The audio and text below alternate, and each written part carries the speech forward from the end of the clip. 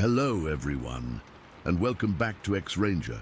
Before we begin, I thought it would be interesting if each of you could leave a comment indicating which part of the world you're joining us from. Also, don't forget to like and subscribe if you're enjoying the episodes. Now let's get comfortable, relax, and start our program. I guess I've finally built up the courage to share what happened to us back in fall of 2006. I've kept this bottled up for almost 18 years now, only ever telling my wife and a couple close family members. Honestly, I'm only writing this now because Tyler called me up last week and said he's been seeing a therapist about it. All these years later, and we're still messed up from what we saw. It was early November deer season in northern Arkansas. We had this little hunting camp that belonged to Tyler's uncle. Just a small cabin, really, with a couple bunks and a wood stove. Nothing fancy, but it was our spot, had been for years. We knew those woods like the backs of our hands. At least, we thought we did. That morning had been pretty uneventful. We'd seen a few does, but nothing worth taking a shot at. By mid-afternoon, we decided to check out this ridge about a mile from camp that had some good game trails running through it. The weather was perfect, cool but not cold, overcast but not threatening rain. Typical fall day in the Ozarks. We were maybe half a mile from the truck when things started getting weird. First thing was the silence. If you've spent any time in the woods, you know they're never truly silent. There's always something. Birds, squirrels, wind in the leaves. But suddenly, it was like someone had hit mute. I remember looking at Tyler and seeing he'd noticed it too. "You hear that?" he whispered. "I don't hear anything," I said. "That's the problem." We stood there for a bit, just listening. Then we heard it. This series of loud cracks and pops coming from maybe 35 yards ahead of us. Not gunshots, more like someone snapping thick branches, but with serious force behind it. The sound echoed through the trees. "What the hell is that?" Tyler whispered. "Bear, maybe?" I shook my head. Bears don't make noise like that. We both had our rifles ready, but we weren't moving. The popping continued for maybe 20 seconds, then stopped as suddenly as it started. We waited another minute before deciding to keep moving, but more cautiously now. That's when the smell hit us. Look, I've been hunting my whole life. I've smelled dead deer, raccoons, possums, anything that dies in the woods. I've helped gut hundreds of animals. I know what death smells like. This was different. It was like rotting meat, but mixed with something musky and heavy. The closest thing I can compare it to is when a skunk sprays, but even that doesn't quite capture how intense and wrong it was. It was so strong, I actually gagged. "Jesus Christ," Tyler said, pulling his collar up over his nose. "What died out here?" I was about to suggest we circle around when I heard it. Footsteps, heavy ones, not like a deer or even a bear. These were deliberate bipedal steps that made the ground vibrate. Something big was walking, and it was heading right for us. I froze. My heart was hammering so hard I could feel it in my throat. Tyler and I looked at each other, and I could see the same fear in his eyes that I was feeling. We both slowly turned toward the sound. The footsteps stopped. For a few seconds, nothing happened.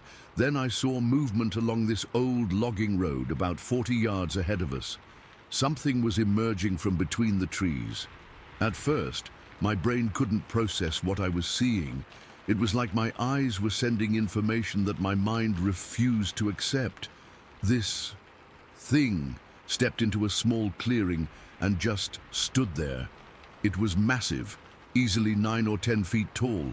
It was covered in dark brown hair, not like a bear, but more like a shaggy coat. And it was standing upright, on 2 legs, completely still. I'm not a small guy, 6'2", 200 pounds, but this creature made me feel tiny. Its shoulders were impossibly broad, probably twice the width of mine. Its arms hung down past its knees. The hair covering it wasn't uniform, thicker in some places, especially around the shoulders and chest. I couldn't make out its face clearly at that distance, but I could see its head was conical, coming to almost a slight point at the top, with no neck to speak of. Just a massive head sitting directly on those enormous shoulders. Here's what really got me. It wasn't doing anything threatening. It was just watching us, standing completely still, observing, like it was studying our reaction. I couldn't see its eyes, but I could feel them on me.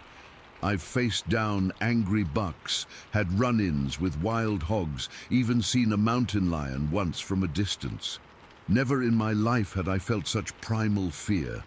My finger was on the trigger of my rifle, but I couldn't move. It was like I was paralyzed. My gun might as well have been 1,000 miles away for all the good it was doing me. I glanced at Tyler without turning my head. He was in the same state, frozen, gun half raised, eyes wide with shock. Later he told me he felt the same paralyzing fear. Time seemed to stretch. I don't know how long we stood there. It could have been 30 seconds or 5 minutes.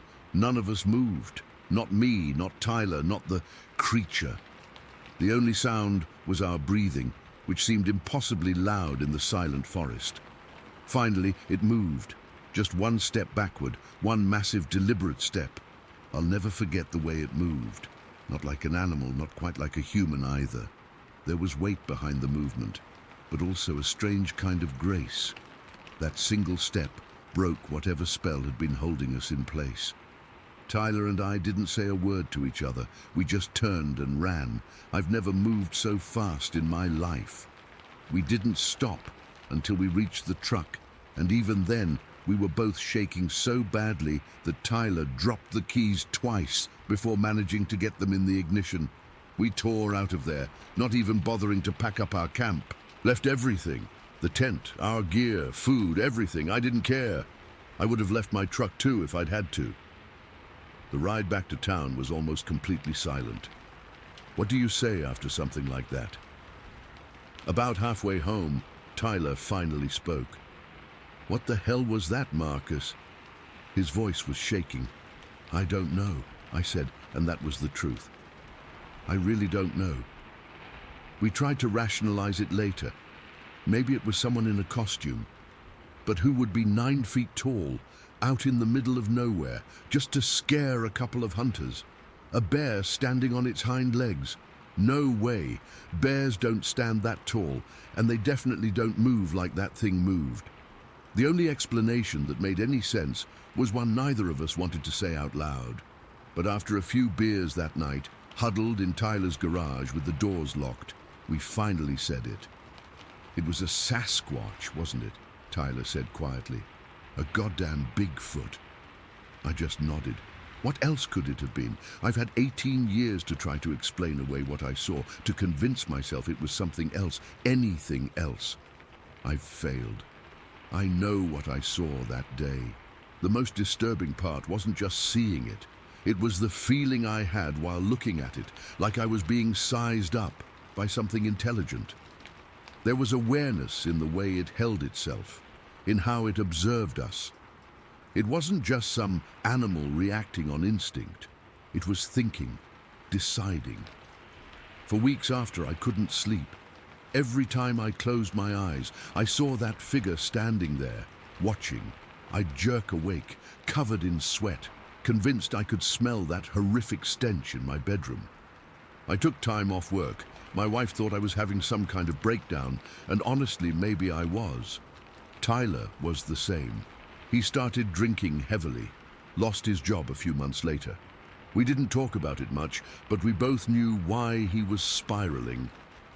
I went back once, about a month later, to get our stuff from the campsite. I brought 3 friends with me, all armed. I didn't tell them why, just said we'd had to leave in a hurry because of bad weather. The camp was untouched. Everything was exactly where we'd left it, except for the food, which had been ravaged by raccoons or possums. I grabbed what I could and got out of there as fast as possible. Every second I felt like something was watching me from the trees. I never went hunting in those woods again, neither did Tyler. We found new spots, but it wasn't the same. Something fundamental had changed for both of us. I've researched this over the years. Turns out northern Arkansas has a long history of Sasquatch sightings going back decades. There are even some Native American legends about wild men of the mountains in that area.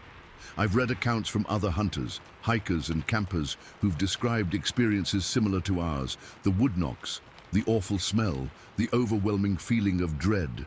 Some of them even mentioned the same strange paralysis we felt, being unable to move or react while in the creature's presence.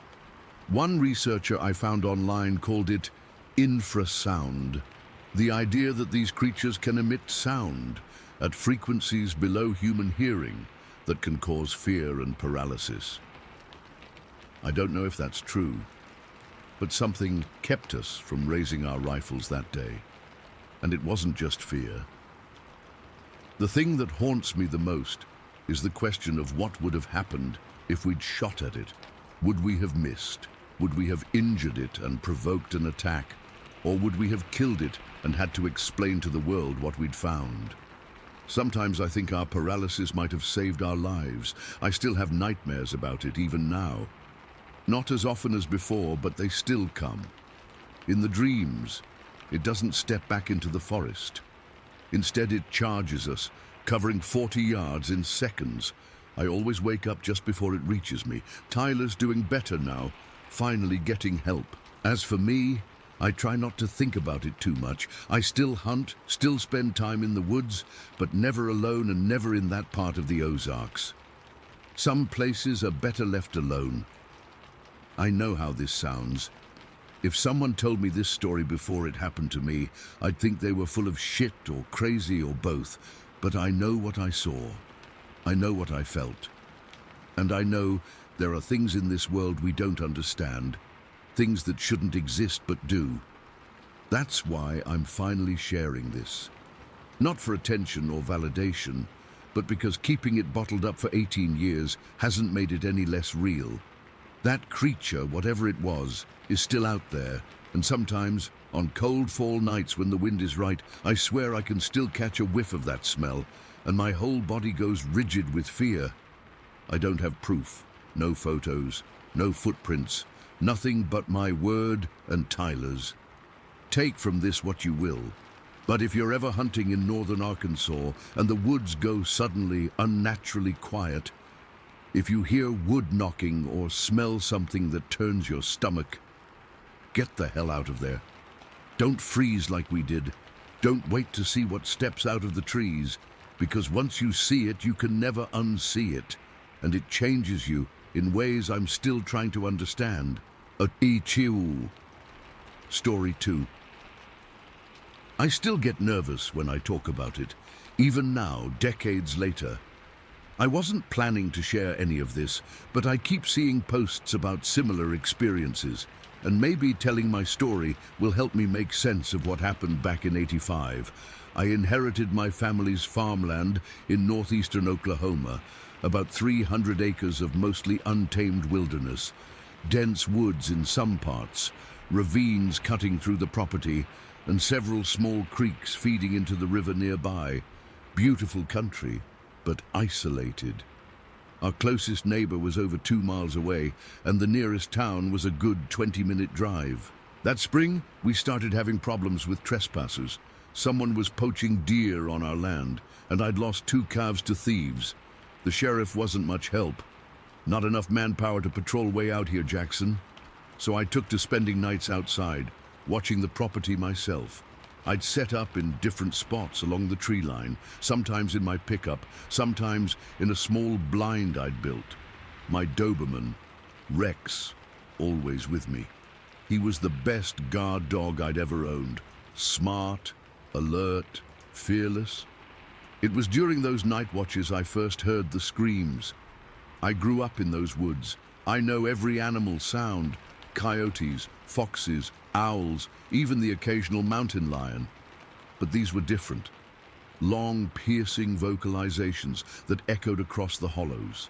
They'd start low, then climb to pitches higher than any owl could reach. Sometimes they'd go on for nearly a minute without pause. The first time I heard one, Rex went completely rigid, hackles raised, staring into the darkness. I told myself it was probably just a weird bobcat or some exotic animal that had escaped from someone's private collection. People around here sometimes kept strange pets, but something about those screams made my skin crawl. By late May, I'd been hearing them more frequently, always coming from the densely wooded section near the river. I started taking daytime walks through that area, looking for tracks or signs of whatever was making the noise. Never found anything conclusive, just some broken branches higher up than deer could reach, and occasionally areas where the underbrush seemed pressed down, like something large had bedded there. Then came that night in early June.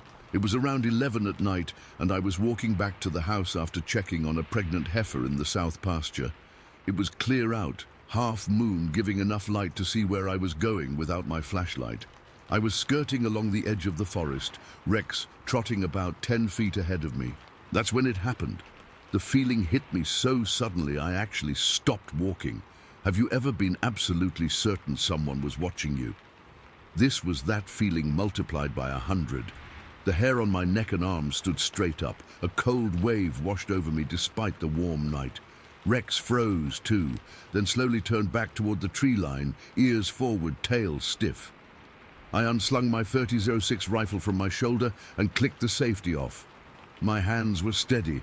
I've hunted all my life, but my heart was hammering so hard I could feel it in my throat.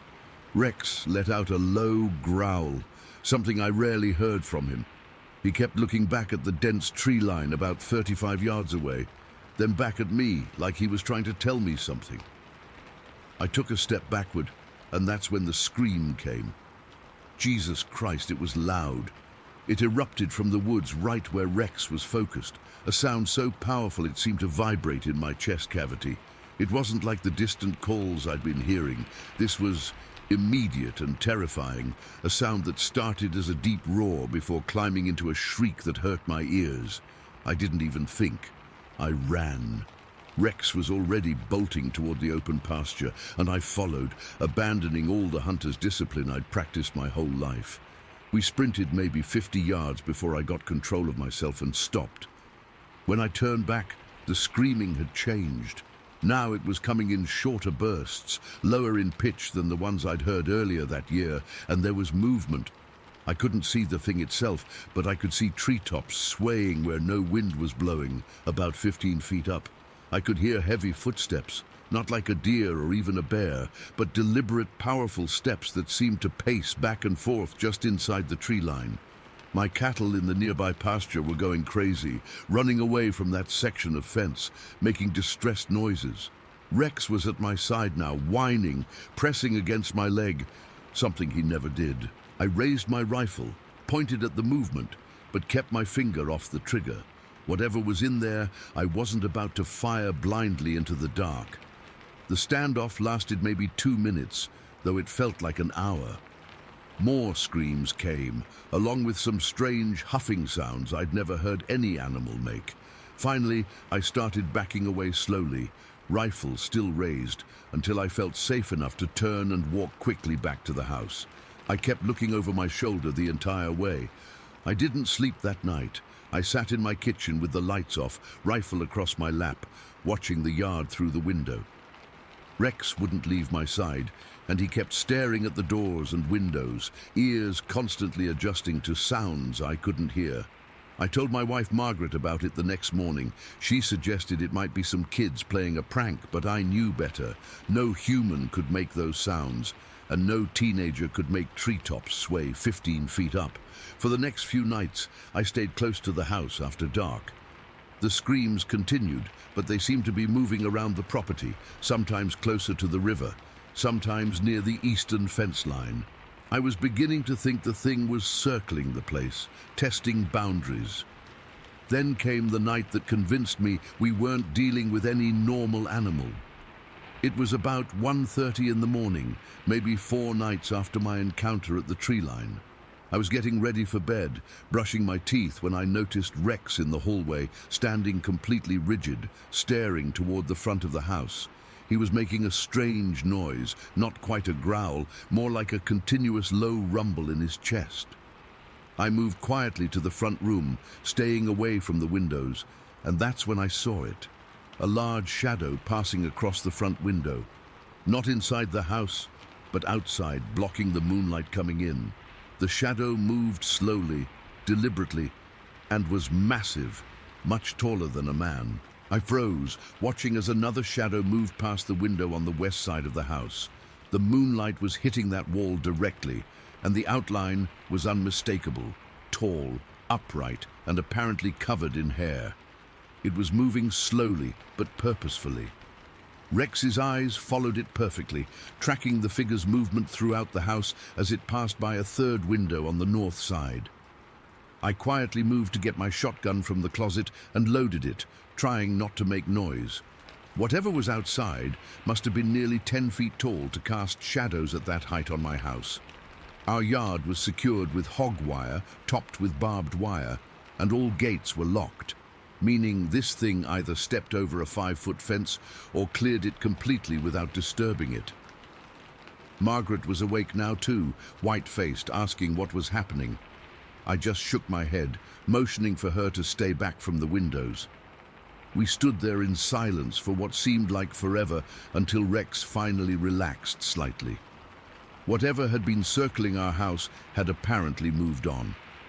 The next day, I walked the entire perimeter of our fence. No breaks, no signs of anything climbing over, but I did find footprints in a muddy patch about 20 yards from the house, at least 16 inches long, with 5 distinct toe impressions, much wider across than my own foot. I tried to take a photo with our Polaroid, but the print didn't come out clear enough. Over the next few weeks, I started finding dead deer in the woods near the river. Not shot or killed by normal predators. These were killed in ways that disturbed me deeply. Several had broken legs and internal damage, with their stomach areas torn open but no meat taken. One buck showed signs of a violent struggle. Broken saplings and deer hair stuck to tree bark more than 10 feet high. 2 of its legs were broken and twisted unnaturally, like something had picked it up and slammed it against trees. I kept quiet about what was happening. Around here, you don't go telling wild stories unless you want to be the laughingstock of the county. But eventually, I carefully asked some old-timers in the area if they'd ever heard strange sounds along the river. That's when I learned others had experienced similar things over the years. One neighbor, Jim Talbot, had seen something similar crossing his backfield in '78, but had been ridiculed so badly he refused to talk about it anymore. By late summer, the screams became less frequent. I was hoping whatever it was had moved on, but I was wrong. In early fall, Margaret had her own encounter that put an end to any doubts. She was bringing in laundry from the clothesline at dusk when something screamed from just outside our fence near the horse stables. The horses went crazy, kicking at their stall doors. According to Margaret, the thing moved between the buildings, briefly passing through an area illuminated by our yard light. She described it as tall and dark, possibly with some silver or grey in its hair. It knocked against some apple tree branches that I needed to jump to reach. Between screams, it made strange clicking and growling sounds she couldn't replicate. She ran inside and locked the door. When I got back from town 30 minutes later, she was sitting at the kitchen table with my shotgun, shaking. That was the final straw. We moved away that winter, renting a house in town. We hired a farm manager to check on the livestock, but we didn't return to live at the property until '97, after our kids were grown. In November of '99, I took my 2 sons and some friends raccoon hunting on the property. We were working the area near the river when I heard them again, those same distinctive screams from 14 years earlier. Our dogs, experienced hunting hounds that had treed hundreds of raccoons, refused to enter the area where the sounds came from. They kept running back to the truck, whining. My sons wanted to investigate, but I made an excuse to leave. I never told them what had happened all those years ago. Some things are better left unshared. In April 2000, curiosity got the better of me, and I returned to that section of the woods alone. In almost the exact location where I'd found deer carcasses in '85, I discovered fresh deer bones, arranged in the same manner. Stomach opened, legs broken. Whatever had been there in '85 was still around. I've read books about Bigfoot and Sasquatch since then. I've seen TV shows where people go hunting for these creatures. They make it seem like some kind of adventure. Let me tell you, there's nothing exciting about standing in your own home, realizing something intelligent, powerful, and completely unknown is circling your house in the middle of the night, looking in at you and your family. I still own that land, but I only visit during daylight hours now, and never alone, and never ever near that section by the river. Sometimes at night, when the wind is right, I swear I can still hear those screams, even from my house in town. My current dog, not Rex, he's been gone for years, still sometimes stops and stares out the window toward the direction of the farm, growling at something I can't see. I don't know what lives in those woods. I don't want to know anymore. I just know enough to stay away after dark. Story 3. I've never shared this with anyone outside my immediate family and the friend who was with me that night. I've spent the last 18 years trying to convince myself it was just a bear or some other normal animal, but I know in my gut it wasn't. This happened in early February 2005 near Lafayette, Louisiana, and I still get chills thinking about it. My buddy Rick and I were in our early 20s and looking back, pretty stupid. We used to ride out to this isolated spot in the swamp to drink beers and just hang out away from everyone. The place was off a dirt road that bordered some wetlands, real Louisiana backwoods stuff with cypress trees, thick brush, and that distinctive swamp smell of mud and decaying vegetation. That particular night was unusually clear with a nearly full moon. It was around 1:30 in the morning when we decided to go out there. The temperature was in the mid-50s, cool for Louisiana, but comfortable enough with just a hoodie. We'd ridden my motorcycle most of the way, but had hidden it about a quarter mile from where we usually hung out, because there was this old house nearby, and the owner had threatened to call the cops on trespassers before. So we're walking down this dirt road, passing a flask back and forth like idiots, when I first got this weird feeling. You know that sensation when the hairs on your arms stand up, like something's watching you. That's what hit me first. I remember I was about to say something to Rick when we both froze. There was this sound coming from the northeast part of the swamp. Footsteps, but not normal footsteps. These were heavy, deliberate, and way too powerful to be a person. My first thought was maybe a deer or wild hog, but the rhythm was off. It was definitely walking on 2 legs, not 4. "You hear that?" Rick whispered, and I just nodded, suddenly very sober. The footsteps had this distinctive pattern. Thud, thud, thud. Almost like something extremely heavy was walking very deliberately. Not running, not yet, but moving with purpose. Each step made a sound like someone dropping a sandbag from waist height. We both instinctively crouched down in the brush at the side of the road. The moon was casting these long shadows across everything, and the swamp was doing that thing where it's somehow both completely silent and full of background noise at the same time. Water dripping, the occasional splash, distant frogs. But those footsteps cut through everything else. They were getting louder, which meant whatever it was coming toward us. I've been hunting since I was a kid, spent countless nights in the woods, and I've never heard anything move like that. Each step was accompanied by cracking vegetation and snapping branches, like whatever it was didn't care about making noise. After about a minute, the pace changed. It was moving faster now, and the steps were coming more frequently. Thud, thud, thud, thud. My heart was pounding so hard I could feel it in my throat. "We need to go," I whispered to Rick, but he was already on his feet. We both turned and started running back the way we came, toward where we'd hidden the motorcycle. The dirt road was uneven, full of potholes and roots, and I was stumbling all over the place in the dark. The moon helped, but the trees created these patches of absolute darkness. That's when I heard it break into a run behind us. The footsteps became rapid and even heavier, like it was pushing off hard with each stride. The sound of breaking branches was constant now, and I could hear something large moving through the underbrush. I made the mistake of looking over my shoulder, but I couldn't see anything through the trees, just darkness and swamp. When I turned back around, I ran straight into a low-hanging branch that caught me right across the chest. It knocked the wind out of me and I went down hard, landing on my back. For a second I just lay there, unable to breathe, staring up at the night sky through the trees. Then I heard those footsteps getting closer, and something else with them now. Breathing, deep, rhythmic breathing that synced perfectly with the steps. Inhale as the foot lifted, forceful exhale as it came down. It wasn't the ragged breathing of a person, it was controlled, powerful. I scrambled to my feet, adrenaline pushing me through the pain in my chest. My hoodie was torn, and I could feel something warm trickling down. The branch had cut me, but I didn't care. All I knew was I had to get to that motorcycle. "Jason!" I heard Rick yell from up ahead. "Hurry!" I pumped my arms and legs as hard as I could.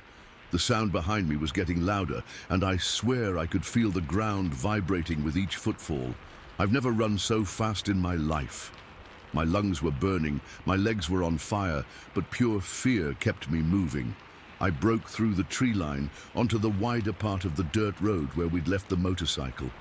Rick was already there, fumbling with the key. I don't think I've ever been so happy to see that beat-up Suzuki in my life.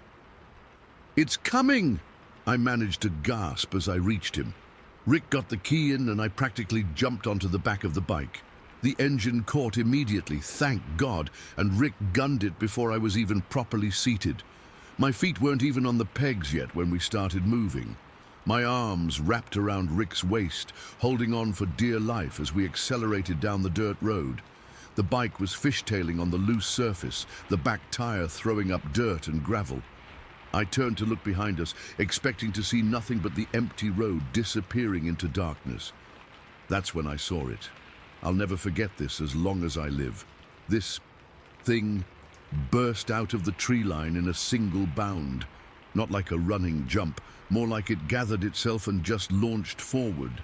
It cleared at least 12 to 15 feet in one movement, landing in the middle of the road maybe 30 yards behind us. It hit the ground on all fours, almost like a cat, but then immediately rose up to stand. It was backlit by the moonlight, so I couldn't make out specific features, but I could see its silhouette clearly. It was huge, definitely taller than a person, maybe 6 or 7 feet at least. But it was the width that really struck me. This thing was massive across the shoulders and chest, like a bodybuilder but even bigger. Its arms hung down at its sides, noticeably longer than a human's would be, held slightly away from its body with what looked like clenched fists. The entire body was covered in what looked like thick hair or fur. In the moonlight it appeared dark brown or black, but I couldn't be sure of the exact color. What I am sure of is that this wasn't a bear. I've encountered black bears before while hunting, and bears have this distinctive hunched posture when they stand. This thing was standing fully upright like a person, but wrong. When it landed on the road, it made this sound, not quite a growl, more like a deep grunt that I could hear even over the motorcycle engine. It was this low, huffing noise that didn't sound like any animal I've ever heard. For what felt like forever, but was probably less than a second, we just stared at each other. Me looking back over my shoulder, it standing in the middle of the road. Then Rick opened the throttle all the way, and the bike lurched forward so hard I almost fell off. I grabbed him tighter and turned back around, too terrified to look back again. We tore down that dirt road like hell itself was chasing us, the headlight barely illuminating enough of the path ahead. The bike was bouncing and sliding all over the place, and several times I thought we were going to crash. Rick was pushing that Suzuki harder than I'd ever seen, the engine screaming as we hit close to 60 on a road that wasn't safe for half that speed. I don't know if that thing chased us. I couldn't hear anything over the engine and the wind, and I was too scared to look back again. We didn't slow down until we hit the paved road, and even then, we kept going well above the speed limit all the way back to Rick's place. When we finally stopped in his driveway, we just sat there for a minute, neither of us speaking. My hands were shaking so bad I could barely get off the bike. Rick's face was pale, his eyes wide. The cut on my chest was still bleeding, soaking through my hoodie. "What the fuck was that?" Rick finally whispered. I just shook my head. I didn't have an answer then, and 18 years later, I still don't. We talked about it that night, trying to convince ourselves it was just a bear, or maybe even a person playing a prank. But we both knew better. No human could move like that or make those sounds, and no bear stands that way or can leap like that. The proportions were all wrong. The next morning, in the harsh light of day, we made a pact not to talk about it anymore. I think we were both afraid people would think we were crazy or on drugs. But I know what I saw, and it wasn't anything that's supposed to exist in the swamps of Louisiana. I've spent years researching, trying to find an explanation. I've read about black bears, wild hogs, even escaped exotic pets. None of them fit. The closest thing I've found is other people's accounts of Bigfoot or Sasquatch. But even saying that out loud makes me feel ridiculous. I've never believed in that stuff, yet I can't explain what followed us that night. Sometimes I dream about it. That silhouette backlit by the moon, those impossibly heavy footsteps, the sound of its breathing. In my dreams, I don't make it to the motorcycle in time, and I turn to see it up close, but I always wake up before I see its face. I've never gone back to that spot, and as far as I know, neither has Rick. We don't talk about it anymore. He moved to Texas a few years later, and we gradually lost touch. Sometimes I wonder if he still thinks about it too, if he wakes up in the middle of the night hearing those footsteps. All I know for sure is this. Something was in those swamps that night, something that shouldn't exist. I consider myself a rational person, but what I experienced defies rational explanation. I've tried to dismiss it as a trick of the light, an overactive imagination fueled by adrenaline and maybe a little alcohol. But deep down, I know better. Whatever it was real, it was powerful, and it was hunting us. I still don't go into the woods at night anymore, and whenever I'm driving on a dark wooded road and see those trees looming on either side, I can't help but wonder if something's watching from just beyond the tree line, waiting to step out into the moonlight again. Story 4. I've never told anyone the full story of what happened that night in Humboldt County. Not my family, not my closest friends. I've mentioned bits and pieces to a few people I trust, but they either think I'm exaggerating or had some kind of hallucination. I don't blame them. If someone told me this story, I'd probably think the same thing. It was early October 2011, and I was driving home after visiting some friends in Eureka. It was late, around 11:30 at night, and I was on Highway 101, that stretch between Orick and Klamath that cuts through the redwood forest. Anyone who knows that area understands how remote it gets. During the day, it's beautiful. At night, it feels like you're driving through another world. I was in my Jeep Wrangler, the one I'd spent way too much money customizing. I had these ridiculously bright off-road lights mounted above the windshield, the kind that turn night into day for about 200 yards ahead. Those lights were expensive as hell, but that night they were worth every penny. The radio was playing some classic rock station that kept cutting in and out because of the mountains. I remember being tired but alert, that weird state where your body wants to sleep but your brain is still functioning fine. I hadn't been drinking, wasn't on any medication, and hadn't even had caffeine in the past few hours. The road at that point has these gentle rises and falls, and I was just cresting one of those small hills when my lights swept across something on the right side of the road. It was maybe 100 yards ahead, just at the edge of where my high beams could reach clearly. My first thought was bear. We get a lot of them in that area, and it wouldn't be unusual to see one at night. I didn't slow down at first. I've seen plenty of bears, and they usually scamper off when a vehicle approaches. I just kept driving, expecting it to disappear into the trees like they always do. But as I got closer, maybe 50 yards away, something happened that I still struggle to process.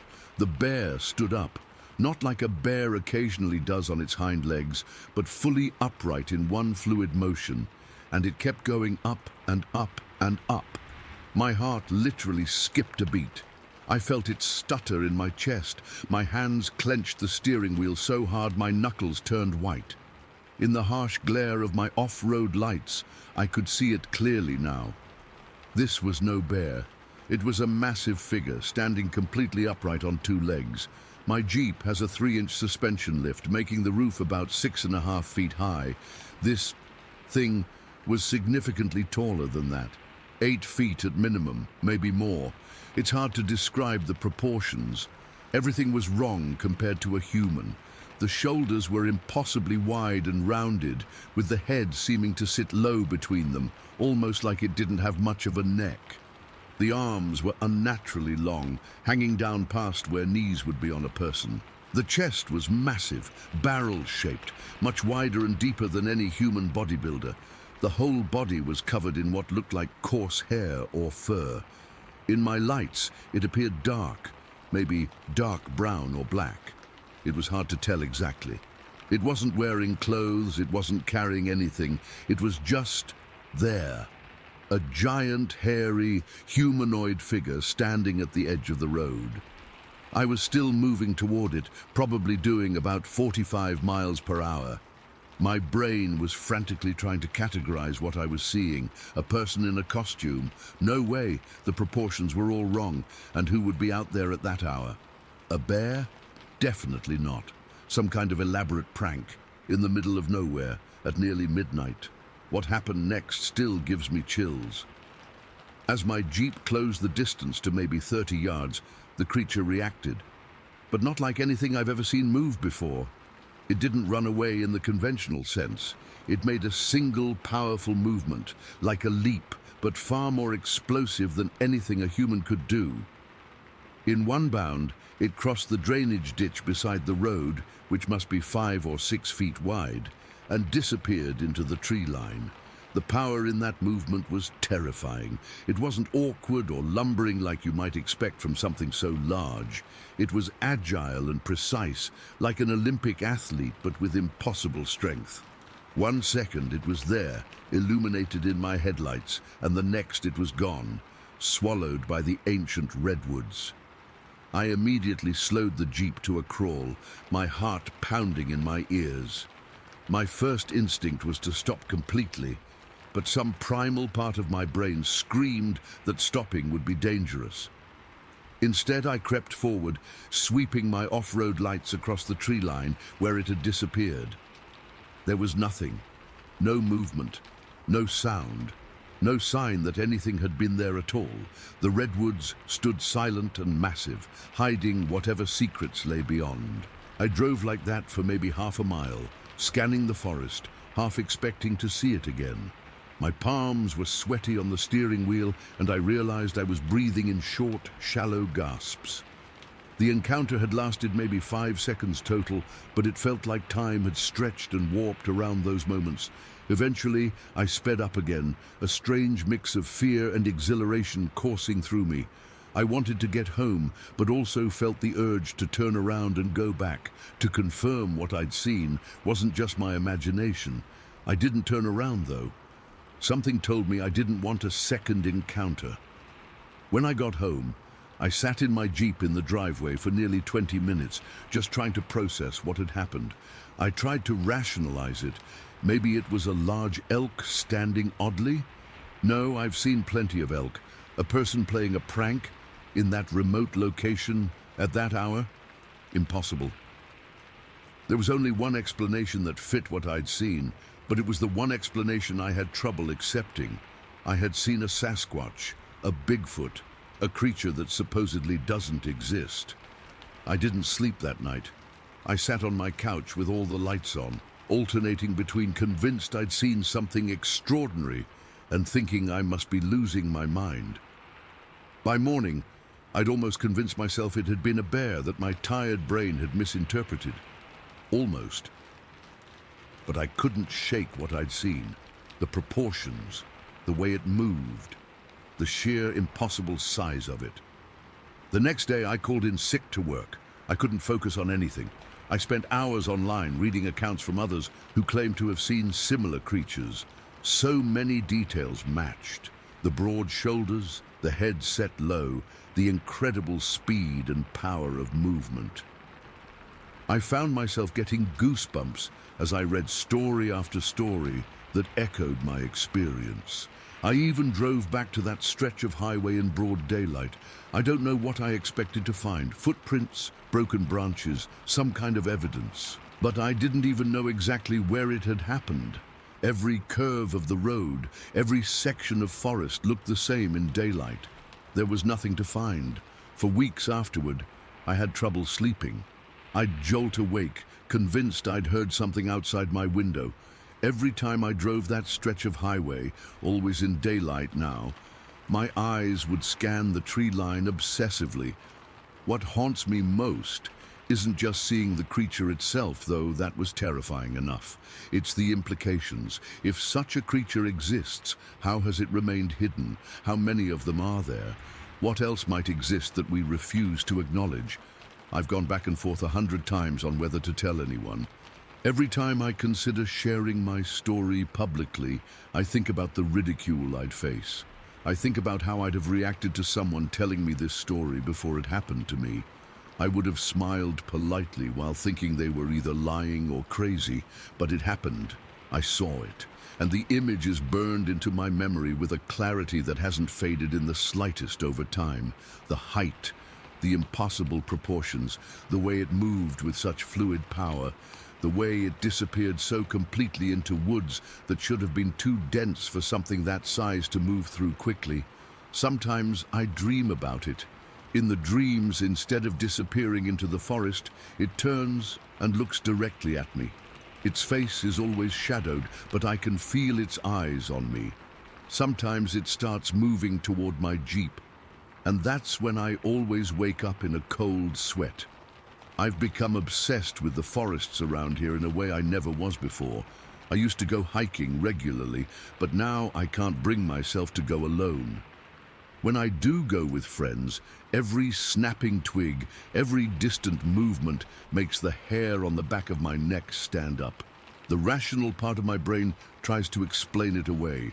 It tries to tell me I was tired, that my eyes played tricks on me, that it was just a bear or an elk caught in a strange position in my headlights. But another part of me knows better. I know what I saw. I know it was real. And I know that the deep forests of Northern California hide things that most people will never see and would never believe. I don't expect anyone reading this to believe me either. That's fine. I wouldn't believe it if I hadn't seen it with my own eyes. But sometimes I wonder how many other people have had similar encounters and stayed silent out of fear of ridicule. How many of us are out there carrying these experiences, unable to share them? All I know is that I can never look at those forests the same way again. When I drive that stretch of Highway 101 at night, which I avoid whenever possible now, I keep my high beams on and my eyes fixed straight ahead. I don't want to see it again. But at the same time, part of me watches the tree line, hoping for another glimpse, some confirmation that I'm not crazy, that what I saw was real, because that's the worst part of an experience like this. Not the fear of the creature itself, but the doubt, the wondering, the knowledge that you've seen something impossible, something that challenges everything you thought you knew about the world, and the realization that you'll probably never be able to prove it, even to yourself. So I keep it mostly to myself. I carry the memory of those few seconds like a strange, heavy secret. And whenever I hear stories about Sasquatch sightings, I don't laugh anymore. Instead, I feel a chill run down my spine, remembering the night I came face to face with something that shouldn't exist, but does. Story 5. I've been putting off writing about this for over a decade now. Not because I was afraid nobody would believe me, though there's that too, but because just thinking about it brings back that sound. That goddamn sound. I've tried to find something similar on YouTube or nature documentaries, but nothing comes close. Not even close. This happened on August 28th, 2013. The date is burned into my memory because it changed how I see the world. I was 54 then, living in San Francisco, working as a financial advisor, about as far from a Bigfoot believer as you could get. I'd roll my eyes at those shows on TV. Thought it was all nonsense for gullible people. I was driving up the California coast to visit my buddy Mark in Gold Beach, Oregon. He'd moved there a few years back after retiring early. I'd taken a few days off work for the trip, wasn't in any hurry. That day I'd left Eureka around 7 in the evening after having dinner there. Probably should have just stayed the night, but I wanted to get a bit further north before stopping. It was late August, so the sun was still up when I left Eureka. But by the time I hit Del Norte County, it was that weird twilight period. Not quite dark yet, but getting there. Highway 101 through that stretch is gorgeous but isolated. Redwoods on both sides, occasional glimpses of the ocean, hardly any towns or businesses. Cell service was spotty at best. My Honda CR-V was handling the drive fine. I just passed through a particularly windy stretch when I noticed a pickup riding my bumper. The road opened up to a passing lane, but instead of going around me, this guy just stayed right behind me, high beams on. Annoying as hell.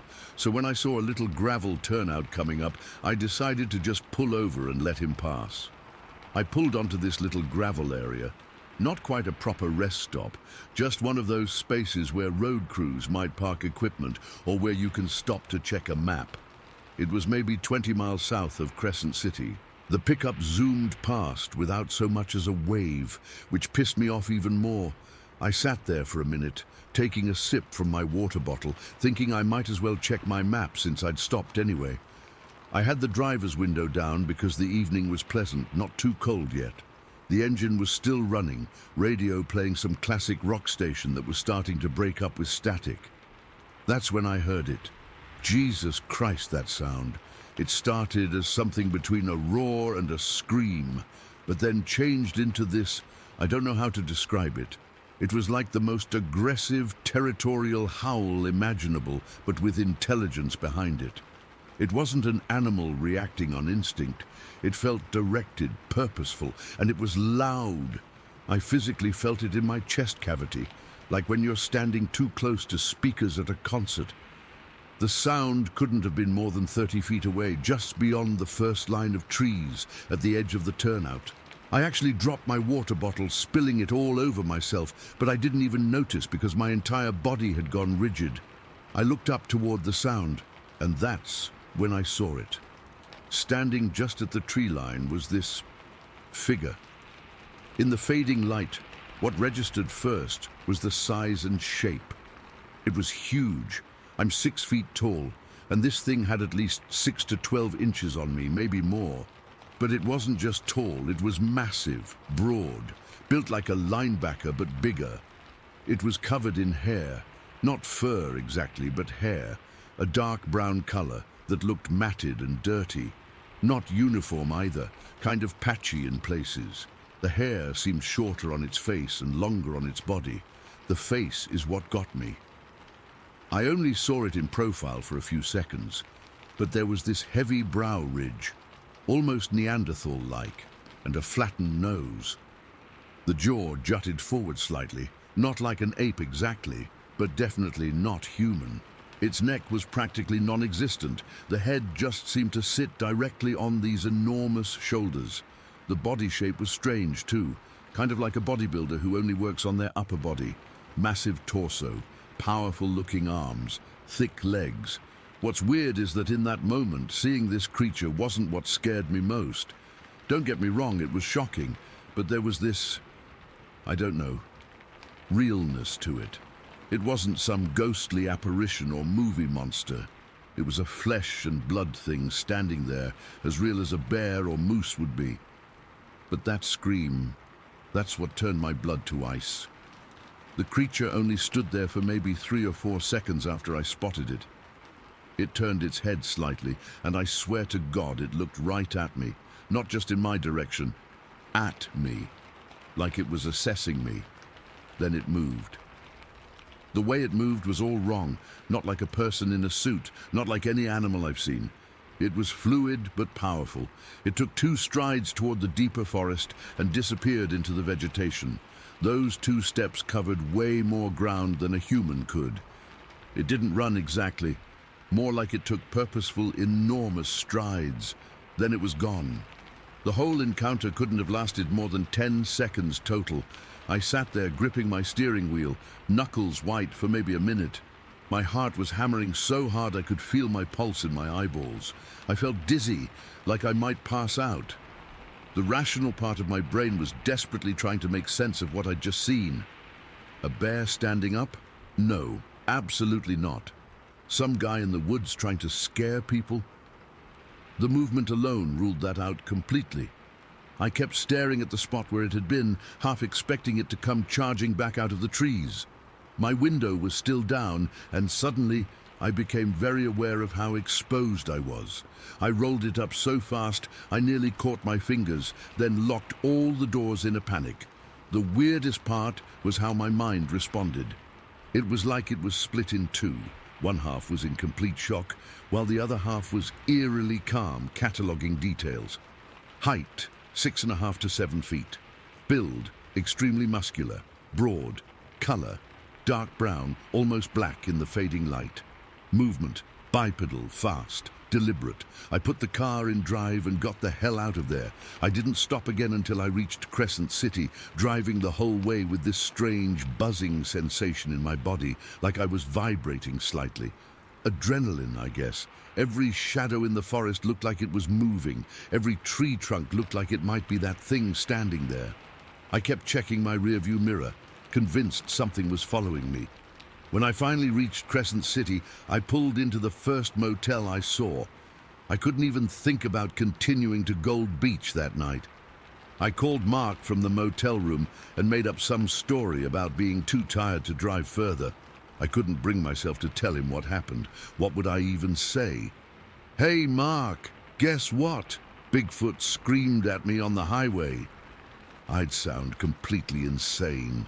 I barely slept that night, kept replaying the encounter in my mind, second-guessing what I'd seen. But the more I thought about it, the more certain I became. That was no bear, no man in a suit, no misidentified moose or elk. It was something else entirely.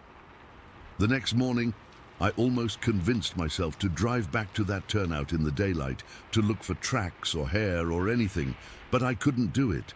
The memory of that scream was too fresh, too visceral. Instead, I continued to Mark's place, feeling like I was carrying this bizarre secret. The visit with Mark was fine, but I was distracted the whole time. On the drive back to San Francisco a few days later, I took Highway 5 instead, adding hours to my trip just to avoid that stretch of the 101. When I got home, I started researching. I'd never given Bigfoot much thought before. It was just a silly legend as far as I was concerned. But now I found myself diving deep into websites, forums, books, anything I could find. Some of it was clearly nonsense, but there were accounts that sent chills down my spine because they described exactly what I'd seen and heard. I learned about how the Pacific Northwest, particularly the area where Del Norte County meets Oregon, is a hotspot for sightings. I read reports from forestry workers, hikers and locals who described encounters eerily similar to mine. The descriptions of the vocalizations particularly hit home, that unique primal scream that doesn't sound quite like any known animal. I've never been the type to believe in conspiracy theories or the paranormal. I'm a financial advisor, for Christ's sake. I deal in facts and figures, but what I saw that evening was real. It was there. And 10 years later, I still can't explain it. I've told exactly 3 people about this before writing it here. My brother laughed it off. A close friend seemed concerned about my mental health. Only my son seemed to take me seriously. And even he had that look in his eyes, like he was humoring his old man. So why am I sharing this now? I guess because keeping it bottled up hasn't made the memory fade. That scream still jolts me awake sometimes. I still can't drive that stretch of the 101 without my hands shaking, and I need someone, anyone, to know what happened to me that night. I don't expect you to believe me. Hell, if someone had told me this story before it happened, I'd have thought they were full of crap or hallucinating. But I know what I saw. I know what I heard. That thing, whatever it was real. It was massive, powerful, and intelligent looking, and it wanted me to know it was there. That scream wasn't random. It was directed at me. A warning, maybe. A territorial display. I don't know. What I do know is that there are things in those forests that most people will never see. And maybe that's for the best, because that sound, that bone-deep primal scream, it changes something in you. It makes you realize how small and vulnerable we really are, how much we don't know about the world we think we've conquered. Sometimes when I'm falling asleep, I still hear it, and I still see those eyes looking at me, assessing me, before it turned and disappeared into the forest. I don't go hiking anymore. I don't go camping, and I sure as hell don't pull over on isolated stretches of highway when it's getting dark. Some lessons you only need to learn once. I don't know what to call what I saw that night. Sasquatch, Bigfoot, some undiscovered primate, the label doesn't matter much to me. What matters is that it exists. It's out there. And that scream, Christ, that scream. If you ever hear it, you'll understand. And you'll never forget it. Not a day goes by that I don't think about those few seconds. Those few seconds that completely changed how I see the world. And sometimes, on dark nights when I can't sleep, I find myself wondering if it's still out there in those dense forests along Highway 101, watching and waiting for the next traveler to pull over at the wrong time. Story 6. I've been thinking about whether or not to share this for years now. I'm still not totally sure why I'm finally writing it out, except maybe just to get it off my chest. I guess I need somebody else to hear about what happened that day in August 2017, even if no one believes me. My son Tommy and I were driving through Del Norte County in Northern California. We were on Highway 199 near the Smith River. It's this gorgeous stretch of road that winds through some pretty remote forest. Tommy was 8 at the time, a curious kid who always had his face glued to windows during car rides, constantly pointing out interesting rocks or animals he'd spotted. It was a Wednesday afternoon, around 2 o'clock. The weather was perfect, sunny, not too hot for August, with that deep blue summer sky you get in Northern California. We were headed back from a father-son camping trip, just the two of us. My wife had stayed home because she was recovering from a minor surgery. Tommy had been begging me to take him camping all summer, and I finally had a few days off work. The drive along Highway 199 is pretty spectacular. Tall redwoods, dense forest, and these sweeping views of the Smith River below. The road itself is narrow and winding, hugging the mountainside with some pretty steep drops to one side. In some spots, you're maybe 30 feet above the riverbed, and in mid-August, the water level was pretty low. The river was moving slowly, exposing a lot of the riverbed and boulders. We'd been talking about the fish we'd caught, and Tommy was excited to show his mom the pictures on my phone. Then we hit this long curve in the road. I slowed down. I always do on that stretch because the turns are sharp and there's not much room for error. Tommy had gone quiet, his face pressed against the passenger window, looking down at the river like he'd been doing most of the drive. But then I noticed his body language change. He got completely still, like when a cat spots something interesting. Then he gasped, not loudly, just this little intake of breath. "Dad," he said in this tense whisper, "Dad, look." I couldn't take my eyes off the road for more than a split second. The curve was too sharp, and there was a pickup truck coming the opposite way. "What is it, Bud?" I asked, trying to split my attention. There's a gorilla down there." His voice was shaking a little. I remember thinking he must have seen a bear. We'd talked about bears before the camping trip, what to do if we saw one, how to store our food, all that safety stuff. So my first thought was that he was confusing a black bear with a gorilla. "A bear?" I asked, still focusing on navigating the curve. "No, Dad, it's not a bear. It's like a gorilla, but bigger. Way bigger than a person." Something in his voice made the hair on my neck stand up. Tommy wasn't the type to make up stories or exaggerate. He was a pretty matter-of-fact kid, always had been. By the time I could safely glance in the direction he was pointing, we'd already moved past whatever he'd seen. The curve in the road had taken us too far along. I remember catching just a glimpse of the riverbed, rocks, some exposed sand, the slow-moving water, but nothing else. "Should we go back?" Tommy asked, now twisted around in his seat, trying to look behind us. I thought about it. Turning around on that road would be tricky at best, dangerous at worst. There were no proper turnouts for at least a mile ahead, and the road was too narrow for a U-turn. Plus, whatever he'd seen was probably gone by now. "Tell me exactly what you saw," I said, deciding to keep driving but slowing down a bit more. Tommy turned back around in his seat. His face was pale, but his eyes were wide with excitement, not fear.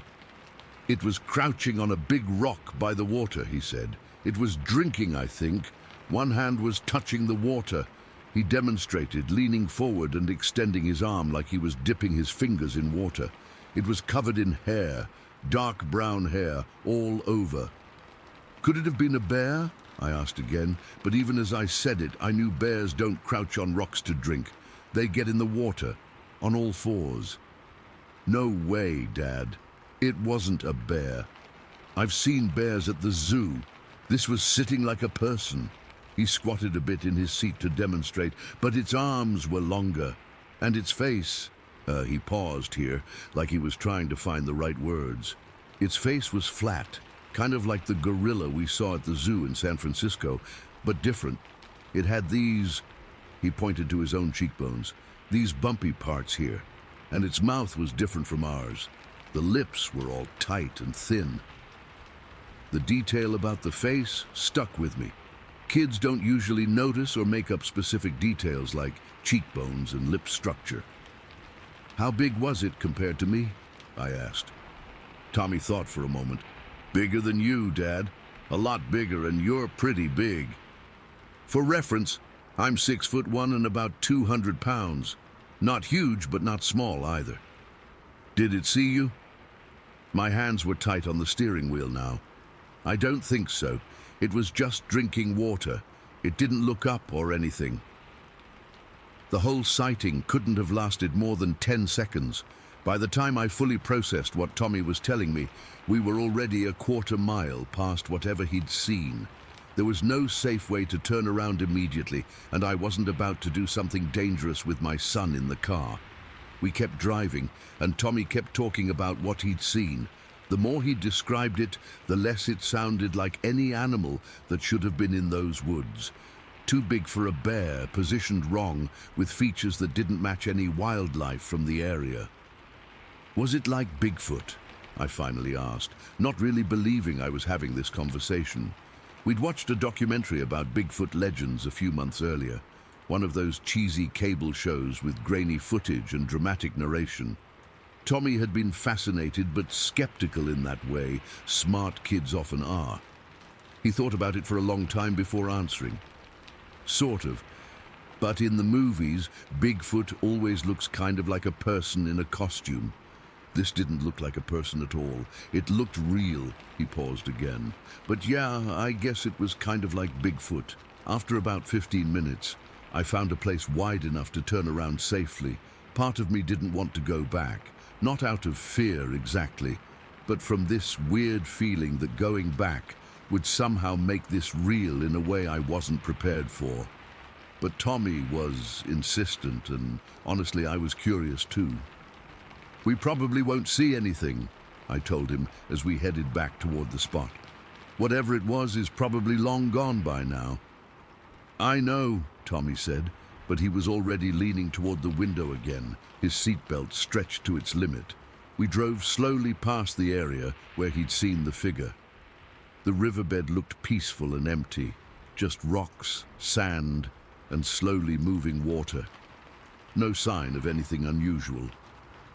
I pulled over at the first safe spot I could find, which was still a good distance from where Tommy had pointed. "Want to get out and look?" I asked.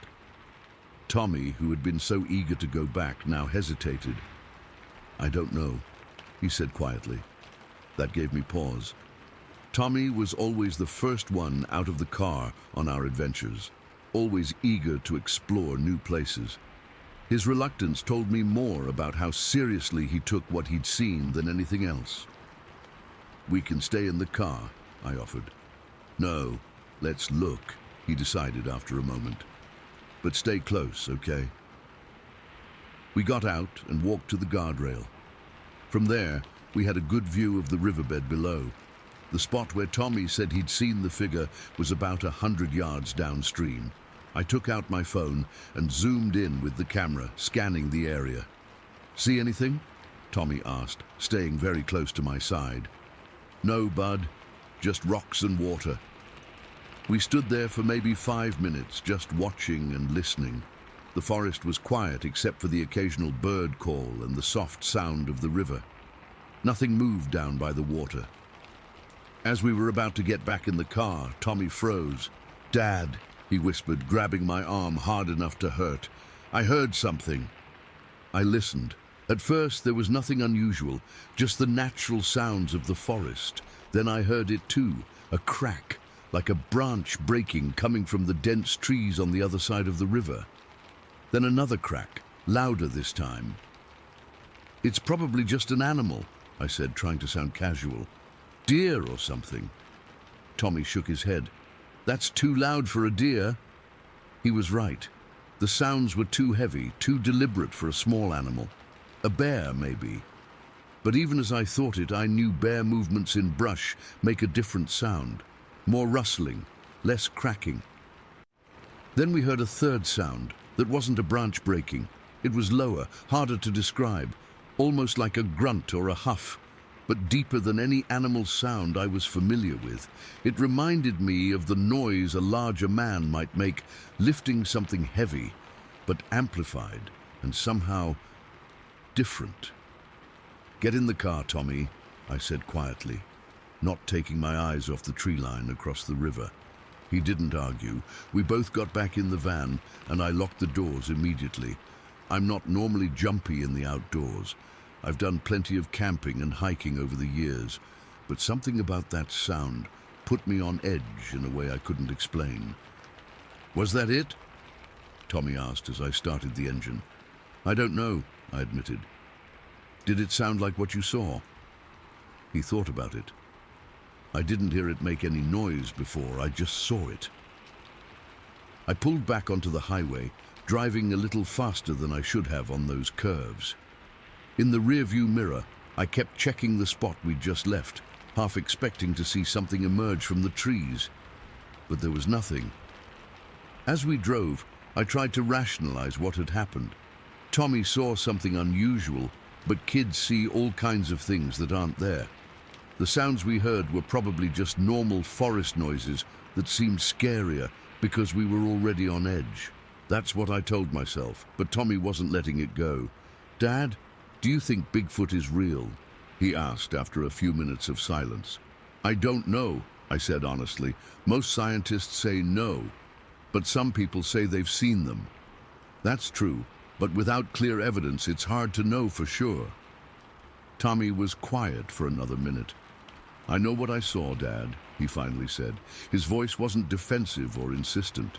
It was just certain, in that simple way kids have when they're telling the plain truth. That night, after we got home and unpacked, after Tommy had excitedly told his mom about our camping trip, notably leaving out any mention of what he'd seen by the river, I did something I'd never done before. I started researching Bigfoot sightings in Northern California.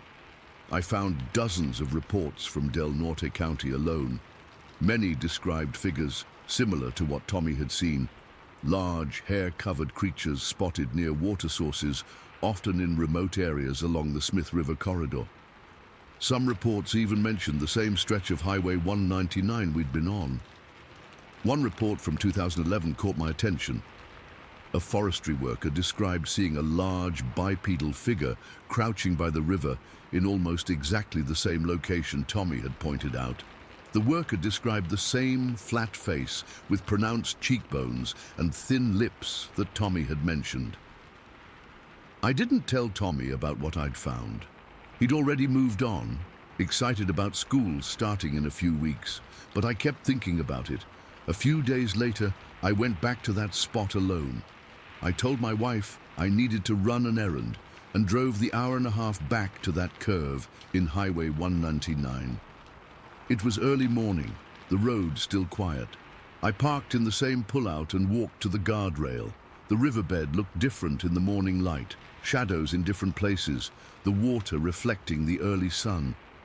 I stood there for a long time, just watching and listening. Nothing moved, no unusual sounds broke the morning quiet. I was about to leave when I noticed something on one of the larger rocks near where Tommy had pointed. From a distance, it looked like a dark smudge. I took out my phone and zoomed in with the camera. It was a handprint, or something like a handprint. Larger than a human hand would leave, with what looked like 5 fingers, but proportioned differently. The thumb set lower on the palm, the fingers thicker.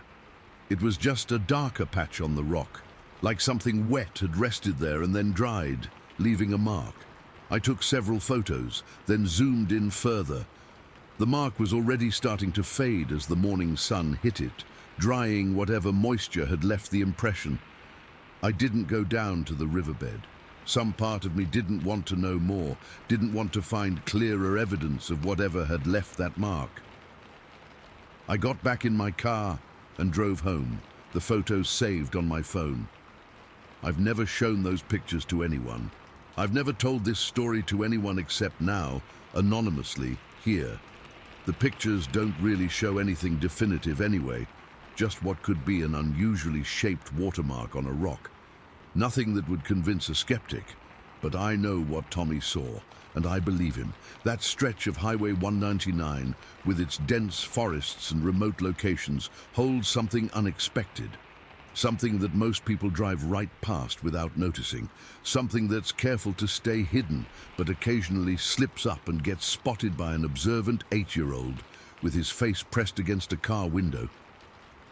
Sometimes I think about going back again, maybe hiking down to the riverbed this time, but something always stops me. Not fear exactly, but a respect for boundaries, for leaving some questions unanswered. That part of the world has kept its secrets for thousands of years. Maybe that's how it should stay. Tommy still remembers, though. Sometimes he'll mention it casually. "Hey, Dad, remember when I saw that thing by the river?" Like it's just another memory from our camping trips. He's 11 now, and I've noticed he's more observant than other kids his age.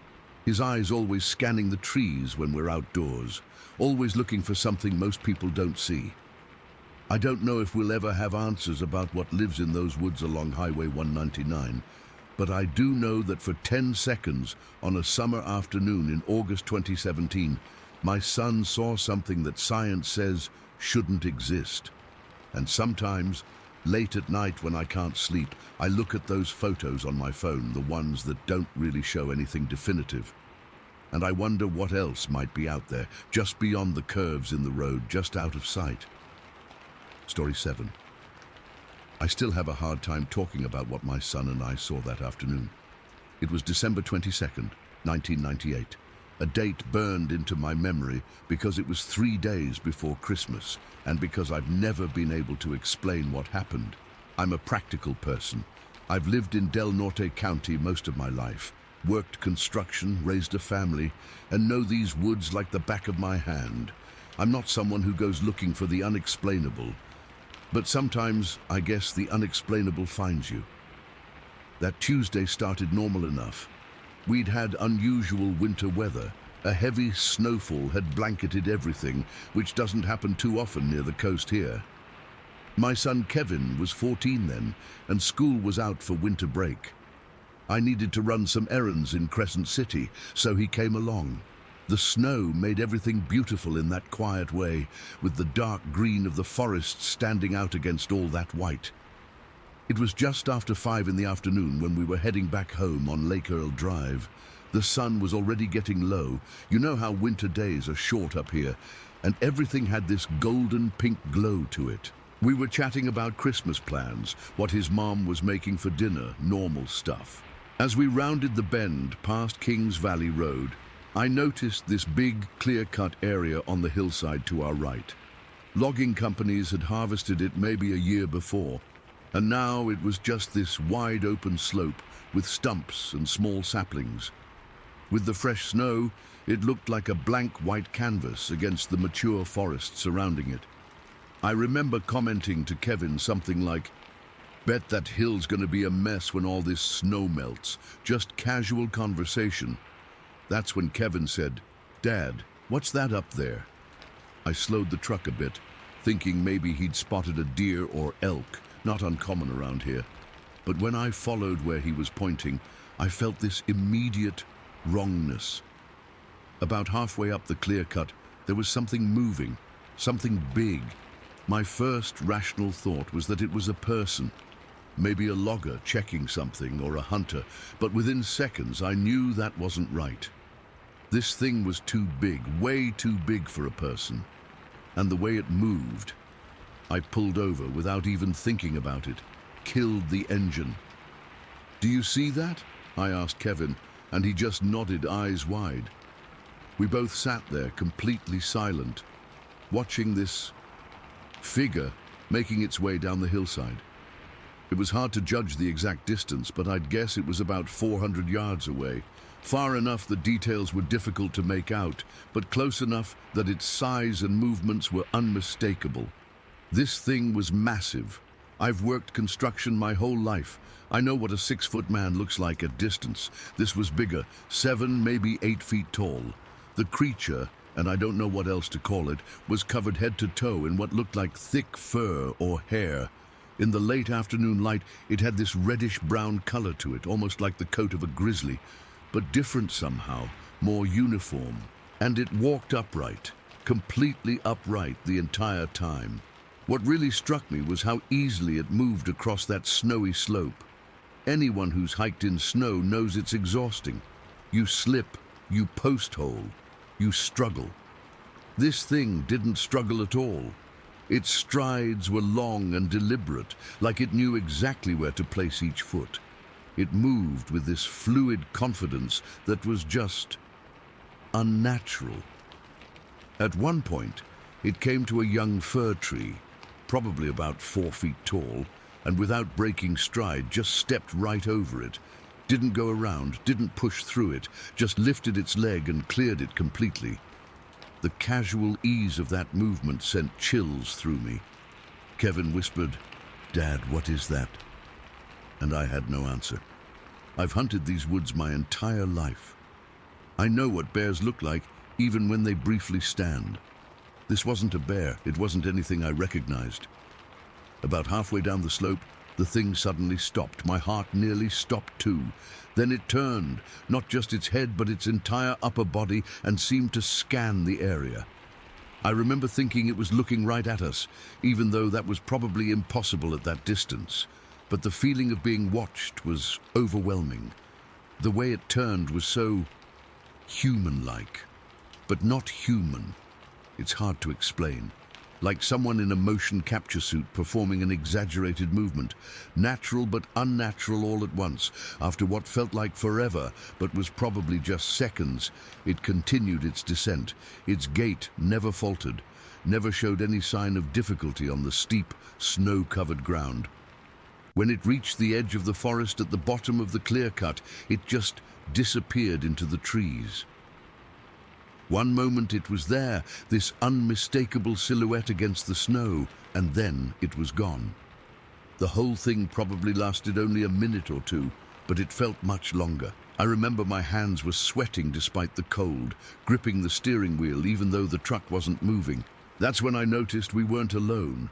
Several other vehicles had pulled over, a blue sedan ahead of us, a pickup behind, and across the road, an SUV. People were standing outside their cars, all staring at the same hillside. Nobody was taking photos. This was '98, remember, before everyone had cameras in their pockets, but they were pointing, talking in low voices. I looked at Kevin, and his face was pale. "Did everyone else see it too?" he asked quietly. I nodded. "I think so." Neither of us said much for a few minutes. Then, one by one, the other cars started leaving. Nobody approached each other to talk about what we'd seen. It was like we all just wanted to get away from there. As I started the truck, my hands were shaking so bad I could barely turn the key. We drove the rest of the way home in silence. What do you say after something like that? When we got home, my wife Janet knew something was wrong the minute we walked in. "What happened?" she asked. "You both look like you've seen a ghost." Kevin and I looked at each other, and I just didn't know how to start. How do you tell your spouse you saw something impossible? "We saw something on the way home," I finally said, "up on the clear cut by Lake Earl Drive." "What, like an accident?" she asked. Kevin blurted out, "It was Bigfoot, Mom," or something like it. Janet looked at me, expecting me to correct him, to laugh it off, but I couldn't. "I don't know what it was," I said slowly, "but it wasn't a person, and it wasn't any animal I've ever seen." I tried to describe it to her, the height, the fur, how it moved. The more I talked, the more ridiculous it sounded, but Kevin kept nodding, adding details I'd missed. "It had really long arms," he said. "They hung lower than a person's would." Janet listened, but I could tell she didn't believe us. Not really. She's even more practical than I am. "Maybe it was someone playing a prank," she suggested, "or some kind of equipment the loggers left." "It was moving, Mom," Kevin insisted. "Walking, nobody could fake that." We ate dinner in this weird, tense atmosphere. I couldn't stop thinking about what we'd seen. I kept running through all the possible explanations. A hunter in some kind of ghillie suit, but no hunter would wear something that bulky.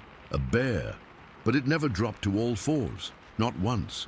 Some kind of optical illusion caused by the snow and fading light. But then why did other people stop to look? That night, I couldn't sleep.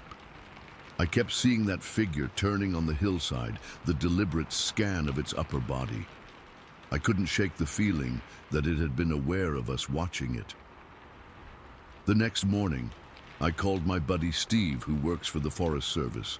I've known him 30 years, and if anyone would give me a straight answer, it would be him. I tried to sound casual, asking if there had been any unusual reports from the Lake Earl area. "Like what?" he asked. I hesitated. "I don't know. Just anything out of the ordinary." There was a pause on the line. "Mike," he said finally, "you're the third person to call me about something out that way. What exactly did you see?" My stomach dropped. Other people were calling in reports. I told him everything, trying to stick to the facts, what I observed without interpretation. When I finished, there was silence on the line. "You know I can't officially comment on this kind of thing," Steve said carefully. "Off the record then," I pushed. He sighed. "Off the record? That area has had reports before. Not many and not recently, but there's a folder." "A folder?"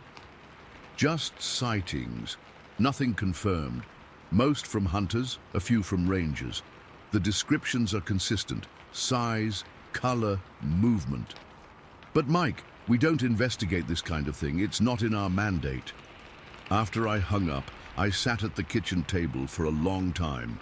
There was a part of me that wanted to go back to that hillside, to look for tracks or evidence. But a stronger part wanted to pretend it never happened. Kevin was different, though.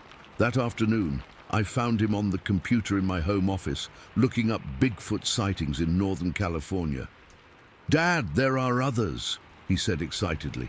"Lots of them, all around here." I should have been more supportive, I guess, but I shut it down. "Kevin, we don't know what we saw," I told him firmly. "And I don't want you talking about this at school or with your friends." "But why not? We both saw it. Those other people saw it too." I didn't have a good answer except that I was afraid. Afraid of being that family, the ones who claimed they saw Bigfoot. In a small community like ours, that kind of story sticks to you. Christmas came and went. I tried to put the incident out of my mind, but I couldn't. I started noticing things I hadn't before. How vast the forests around us really are. How many remote areas exist even in our relatively developed county. Places where something could live unseen. A week after our sighting, I ran into one of my contractors at the hardware store. Tom's a no-nonsense guy, been building houses in the area for decades. As we were catching up, he mentioned he'd been out on Lake Earl Drive the week before. "Around the 22nd, I asked, trying to sound casual. He gave me a strange look. "Yeah, late afternoon." We stood there in the paint aisle, both waiting for the other to say something more. Finally, I took the plunge. "Did you see anything unusual up on that clear cut?" Tom's face changed. He glanced around to make sure no one else was within earshot. "You were there too?" I nodded. "I've never seen anything like it," he said quietly. "I've been hunting these woods for 40 years. Never believed in any of that Bigfoot nonsense, but what?" I prompted when he trailed off. "But what else could it have been?" he finished. "Too big for a man, wrong shape for a bear, and the way it moved through that snow." He shook his head. "I haven't told anybody. Who'd believe it?" "I saw it too," I admitted. "My son was with me." Tom nodded slowly. There were other cars, witnesses. "Have you heard anyone else talking about it?" I asked. Not a word. Tom picked up a paint stirrer and fidgeted with it. "And I'm not going to be the one to start." That conversation with Tom was both validating and frustrating. Here was confirmation from someone else, someone reliable, that we hadn't imagined it, but also confirmation that nobody wanted to discuss it openly. Months passed and life went back to normal, or something like it. But things had changed for me. I found myself watching the forest differently when we drove past, listening more carefully to the sounds outside our house at night, reading articles about the Pacific Northwest I would have skipped before. Kevin eventually stopped bringing it up too, but I'd sometimes catch him looking at that hillside whenever we drove past. We never talked about it again, not really, but it was always there between us. This shared experience we couldn't explain. I'm still not sure why I'm writing this now, all these years later. Maybe because Kevin's in college now, studying wildlife biology of all things. Maybe because I'm tired of carrying this story alone, or maybe because I keep wondering about those other people who pulled over that day. If they're out there somewhere, still thinking about what they saw, still wondering if they were crazy. I know what I saw on that hillside in the snow. It wasn't a man, it wasn't a known animal, and it wasn't my imagination. It moved with purpose and awareness through a landscape that should have challenged it but didn't. It existed, exists, whether science acknowledges it or not. Sometimes, late at night when I can't sleep, I think about that moment, when it turned and seemed to look back toward the road. I wonder if it knew we were watching. I wonder if, in some strange way, it was watching us too. Bitoon, Story 8. I've never been someone who believes in monsters or cryptids or whatever you want to call them. I was always the person who would roll my eyes at Bigfoot shows or laugh at those grainy videos people would post online. That all changed in June 2007, and I still have trouble talking about it even now. My boyfriend Mark and I were driving up Highway 101 near Hood Sport in Washington. It was supposed to be a simple weekend trip. We were heading to visit his family up north. It was early afternoon, maybe around 2 or 3, but the sky was really overcast, and we were going through this stretch with massively tall trees on both sides of the road. It made everything feel darker than it should have been for that time of day. We'd been driving for about 3 hours at that point, and I really needed to use the bathroom. There weren't any rest stops nearby, and I couldn't wait until the next town. Anyone who's driven through that part of Washington knows there are these long stretches where civilization feels miles away. "Can you pull over at the next turnout?" I asked Mark. "I really need to go." He nodded, and a few minutes later, he spotted a wide gravel area on the side of the road. It wasn't an official rest area, just one of those spots where maintenance vehicles sometimes park, or where people pull over to check their maps.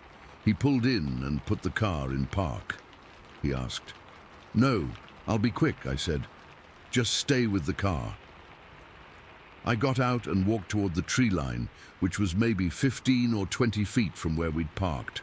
The trees were massive. I'm talking old-growth forest with trunks wider than our car. The undergrowth wasn't too thick in that particular spot, which is why I chose it.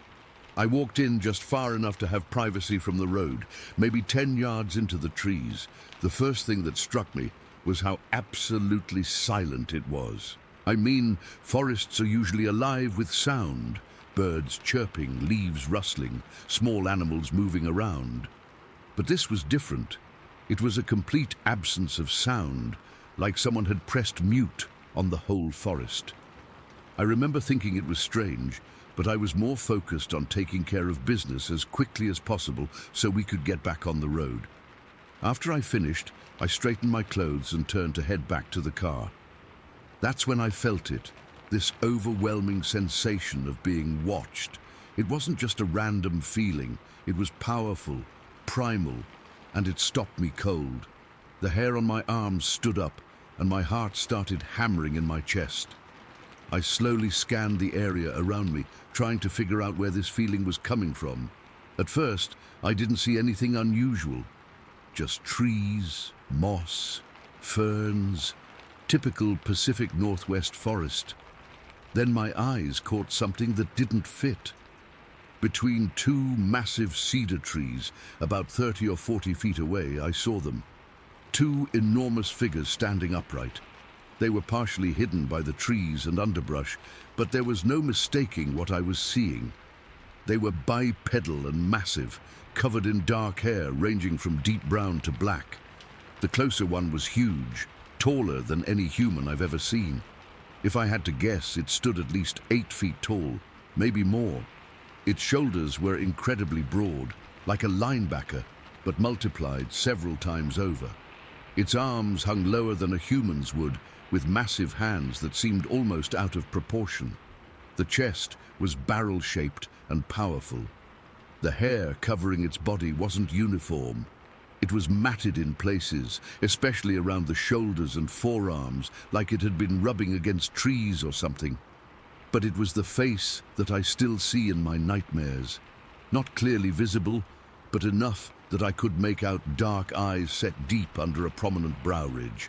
And those eyes were staring directly at me with an intensity that I can't even describe. It wasn't just looking at me, it was studying me, evaluating me. There was intelligence in that gaze, and that scared me more than anything. The second figure was standing slightly behind the first, partially hidden behind another cedar tree. It was a bit smaller, maybe 7 feet tall, but still massive compared to a human. This one was just watching, not moving, not making any sound, just observing the situation from behind the larger one. I was frozen in place. My brain was screaming at me to run, but my body wouldn't respond. I just stood there, staring at these impossible creatures, and they stared back at me. Then the larger one did something that will haunt me for the rest of my life. It opened its mouth and let out a sound that I can only describe as a roar, but that word doesn't do it justice. It was deep, guttural, and so powerful that I felt it resonating in my chest cavity. It wasn't just loud, it was physically impactful. like standing too close to massive speakers at a concert. The sound seemed to fill the entire forest, echoing slightly before being swallowed by the trees. As if that wasn't terrifying enough, after the roar, the creature took one deliberate step forward. Just one step, but the message was clear. This was a warning. This was its territory, and I was an unwelcome visitor. As it moved, I noticed its upper lip curl slightly, exposing what looked like very human-like teeth, but larger. The smaller one behind it still didn't move or make any sound. It just continued watching, like it was waiting to see what would happen next. That step forward finally broke my paralysis. I started backing away slowly, keeping my eyes fixed on the creatures. Every instinct was screaming at me to turn and run, but something deeper told me that would be a mistake, so I backed away, step by agonizing step, until I reached the edge of the tree line. Once I felt the gravel under my feet, I risked a quick half-turn and stumbled across the turnout to our car. My hands were shaking so badly that I struggled with the door handle. When I finally got in, I slammed the door shut and hit the lock button immediately. Mark looked at me like I was crazy. "Jesus, Melissa, what happened? You look like you've seen a ghost." I couldn't even speak at first. I just kept staring out the window toward the spot where I'd seen them. "Drive," I finally managed to say. "Just drive, now." To his credit, Mark didn't question me. He started the car and pulled back onto Highway 101. As we accelerated away, I checked the side mirror, looking back at the tree line. There was no sign of the creatures. They had either moved deeper into the forest or were still standing there, hidden among the trees, where I couldn't see them anymore. "Are you going to tell me what happened back there?" Mark asked after we'd driven for a few minutes. I tried to explain what I'd seen, but the words sounded ridiculous coming out of my mouth. Two giant, hairy creatures standing in the forest. A roar that shook my insides. I could tell from Mark's expression that he didn't believe me. Part of me didn't blame him. I wouldn't have believed it either if I hadn't seen it with my own eyes. "Maybe it was bears," he suggested. "Black bears can stand on their hind legs, and they can look pretty big when they do." I shook my head. "It wasn't bears, Mark. These things were standing upright naturally. They had arms, not front legs. And the face..." I trailed off, remembering those eyes. "Bears don't look at you like that. They don't roar like that." "So what are you saying? You think you saw Bigfoot or something?" There was a hint of amusement in his voice that made me angry. "I don't know what I saw," I snapped. "But it wasn't a bear, and it wasn't a person in a costume."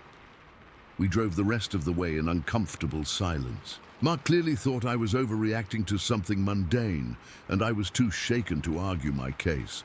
By the time we reached his parents' house a few hours later, I'd settled on just not discussing it anymore. What was the point? I knew what I'd seen, even if no one else believed me. That night I couldn't sleep. Every time I closed my eyes, I saw those creatures staring at me.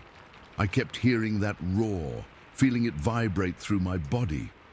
What bothered me most was the intelligence I'd seen in those eyes. These weren't mindless animals. Whatever they were thinking, reasoning beings. The next morning, while everyone else was having breakfast, I went online and started researching. I typed "Bigfoot sightings Washington State" into the search bar, half expecting to find nothing but crazy conspiracy theories and obvious hoaxes. Instead, I discovered dozens of accounts from people who described seeing creatures remarkably similar to what I'd encountered. Some of the details matched so perfectly that it gave me chills. The height, the matted hair, the deep-set eyes, the intimidating roar. One account in particular stood out. A forest ranger had reported seeing two large creatures moving through the forest about 10 miles from where we'd pulled over. His description of their movement, their physical appearance, and their behavior when they spotted him matched my experience almost exactly. The date of his sighting was just 3 weeks before mine. I've spent the years since then trying to make sense of what I saw that day. I've read everything I can find on the subject.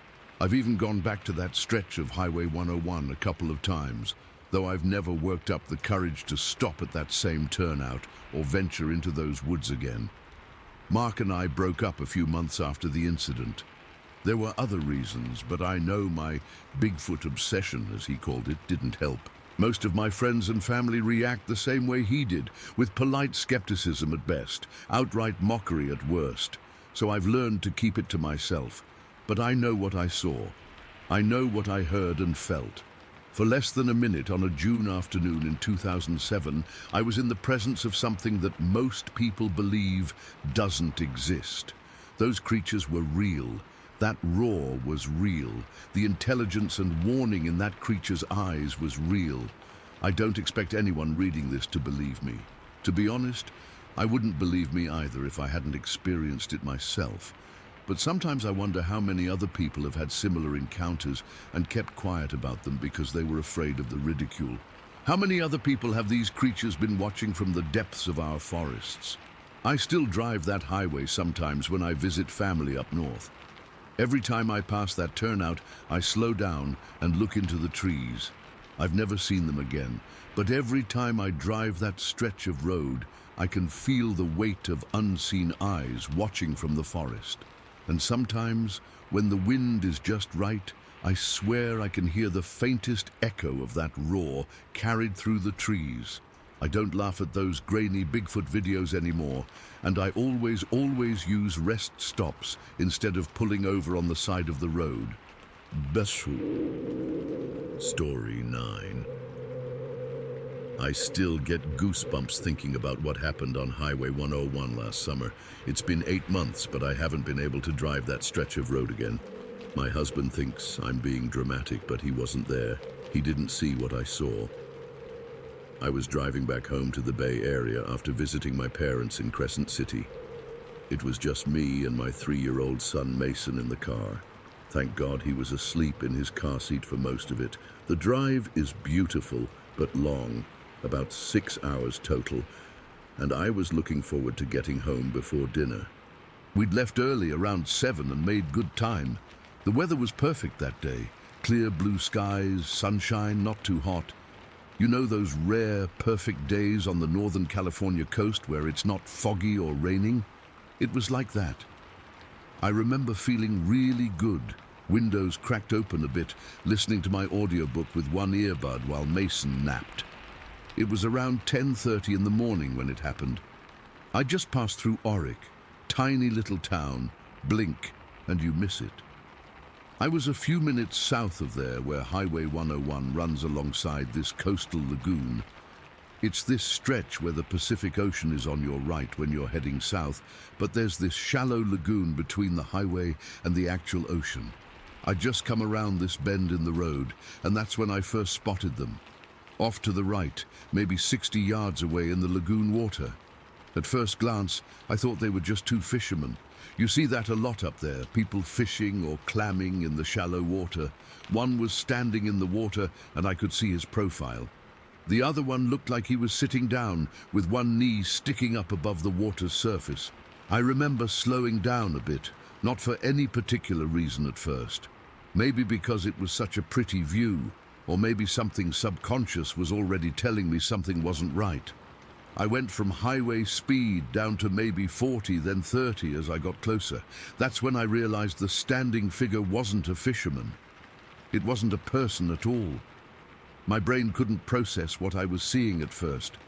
The standing figure was huge, I mean impossibly tall, 7, maybe 8 feet, and it was completely covered in this wet fur or hair. Not like a mangy bear or anything. This was smooth, well-kept hair, dark reddish-brown, kind of auburn, and soaking wet so it was lying flat against its body.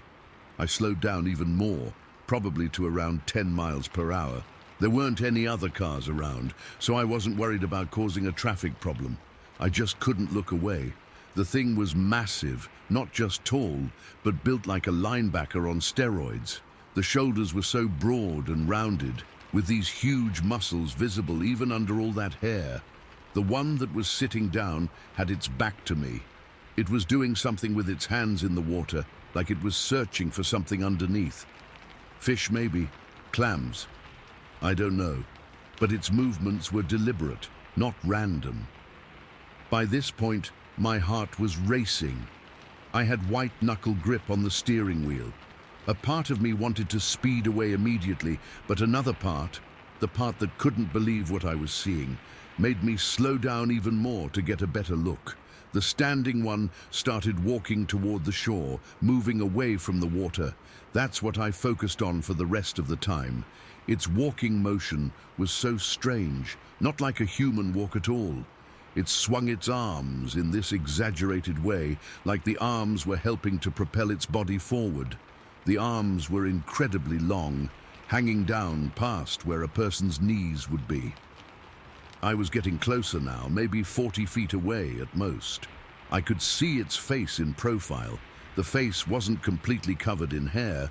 There was dark cream-colored skin visible. Not like a human skin tone, but not drastically different either. Just off. The hair around the face was lighter and finer than the body hair, more of a light brown. Its nose was flat against its face, rounded at the tip, not protruding like a human nose. And its head wasn't pointy at the top, more oval-shaped. The eyes are what really got to me, though. From the side, I could see they were completely black. No whites showing at all, like massive pupils with no irises. The weirdest part, neither of them seemed to care that I was there. They didn't look at me or my car. They didn't run or hide. They just kept doing whatever they were doing like I wasn't even there. I was directly across from them now, driving at a crawl, when it hit me.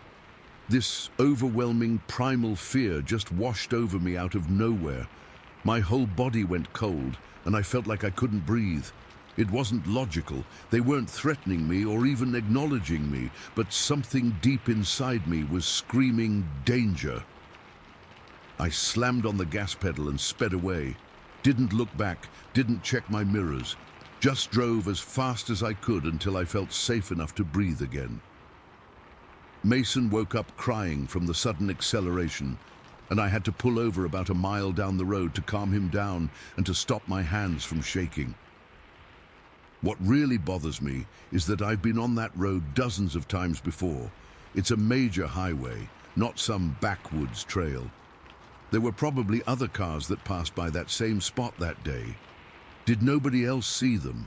Or did they see and just keep driving, like I ultimately did? I've told a few people about what happened. My husband thinks I saw bears, maybe a mother and cub.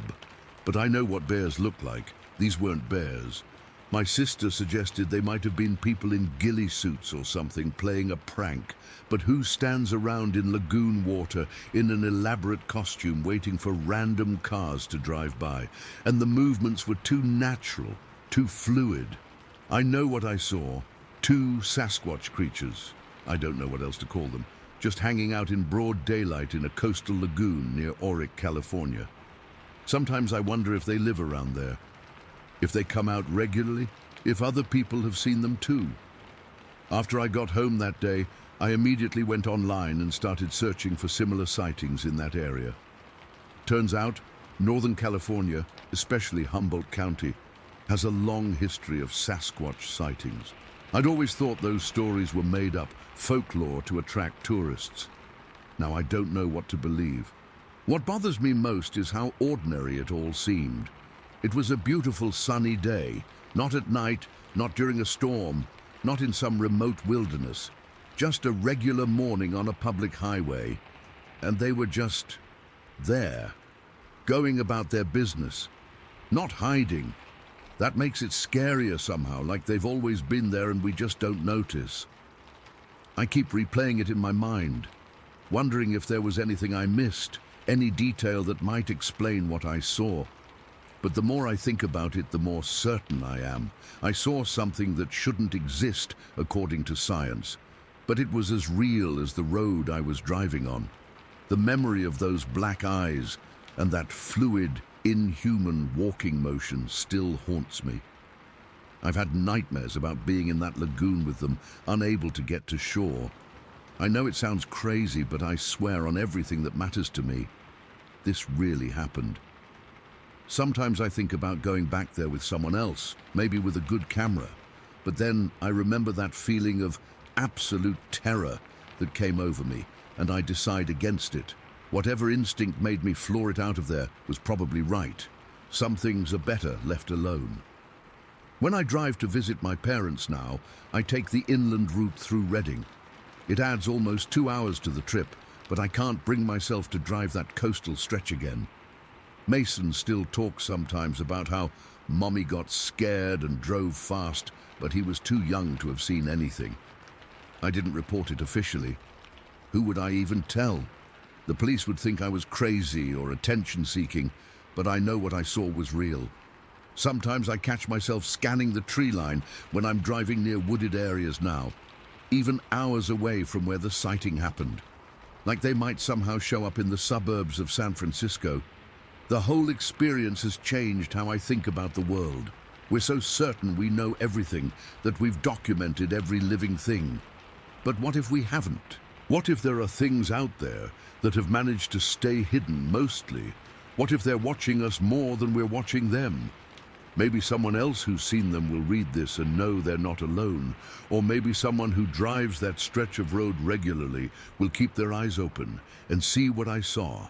All I know is that on a sunny morning last June, just south of Oric, California, I saw something that wasn't supposed to exist. And nothing anyone says will convince me otherwise. I don't know if they're dangerous. They didn't seem aggressive toward me. But something about them wasn't right. Something that triggered a fear response so strong I can still feel it when I think about it too much. Something ancient in my brain recognized them as a threat, even if my conscious mind couldn't understand why. It's been 8 months, and I haven't told many people. My husband is tired of hearing about it. My friends think I'm either lying or was confused about what I saw, but I know what bears look like. I know what elk look like. I know what people in costumes look like. This was none of those things. So that's my story. I don't have any evidence. No photos. I was too shocked to even think about grabbing my phone. No videos, nothing but my memory. But it happened. On Highway 101, just south of Oric, around 10:30 in the morning, with my son asleep in the back seat, I saw 2 Sasquatch creatures standing in a coastal lagoon in broad daylight. And I'll never forget it as long as I live. Story 10. I still get shaky even typing this out. It was 16 years ago, but I feel the coldness in my body every time I think about it. I've never been more terrified in my entire life, and I'm not someone who scares easily. This happened in May of 2006. I'd been staying in northern Idaho for about 3 weeks, making my way through all these little towns and wilderness areas because I'm big into fishing. I'm from Louisiana originally, so the whole Pacific Northwest landscape was a totally different world to me. All these massive trees and mountains and clear, cold streams.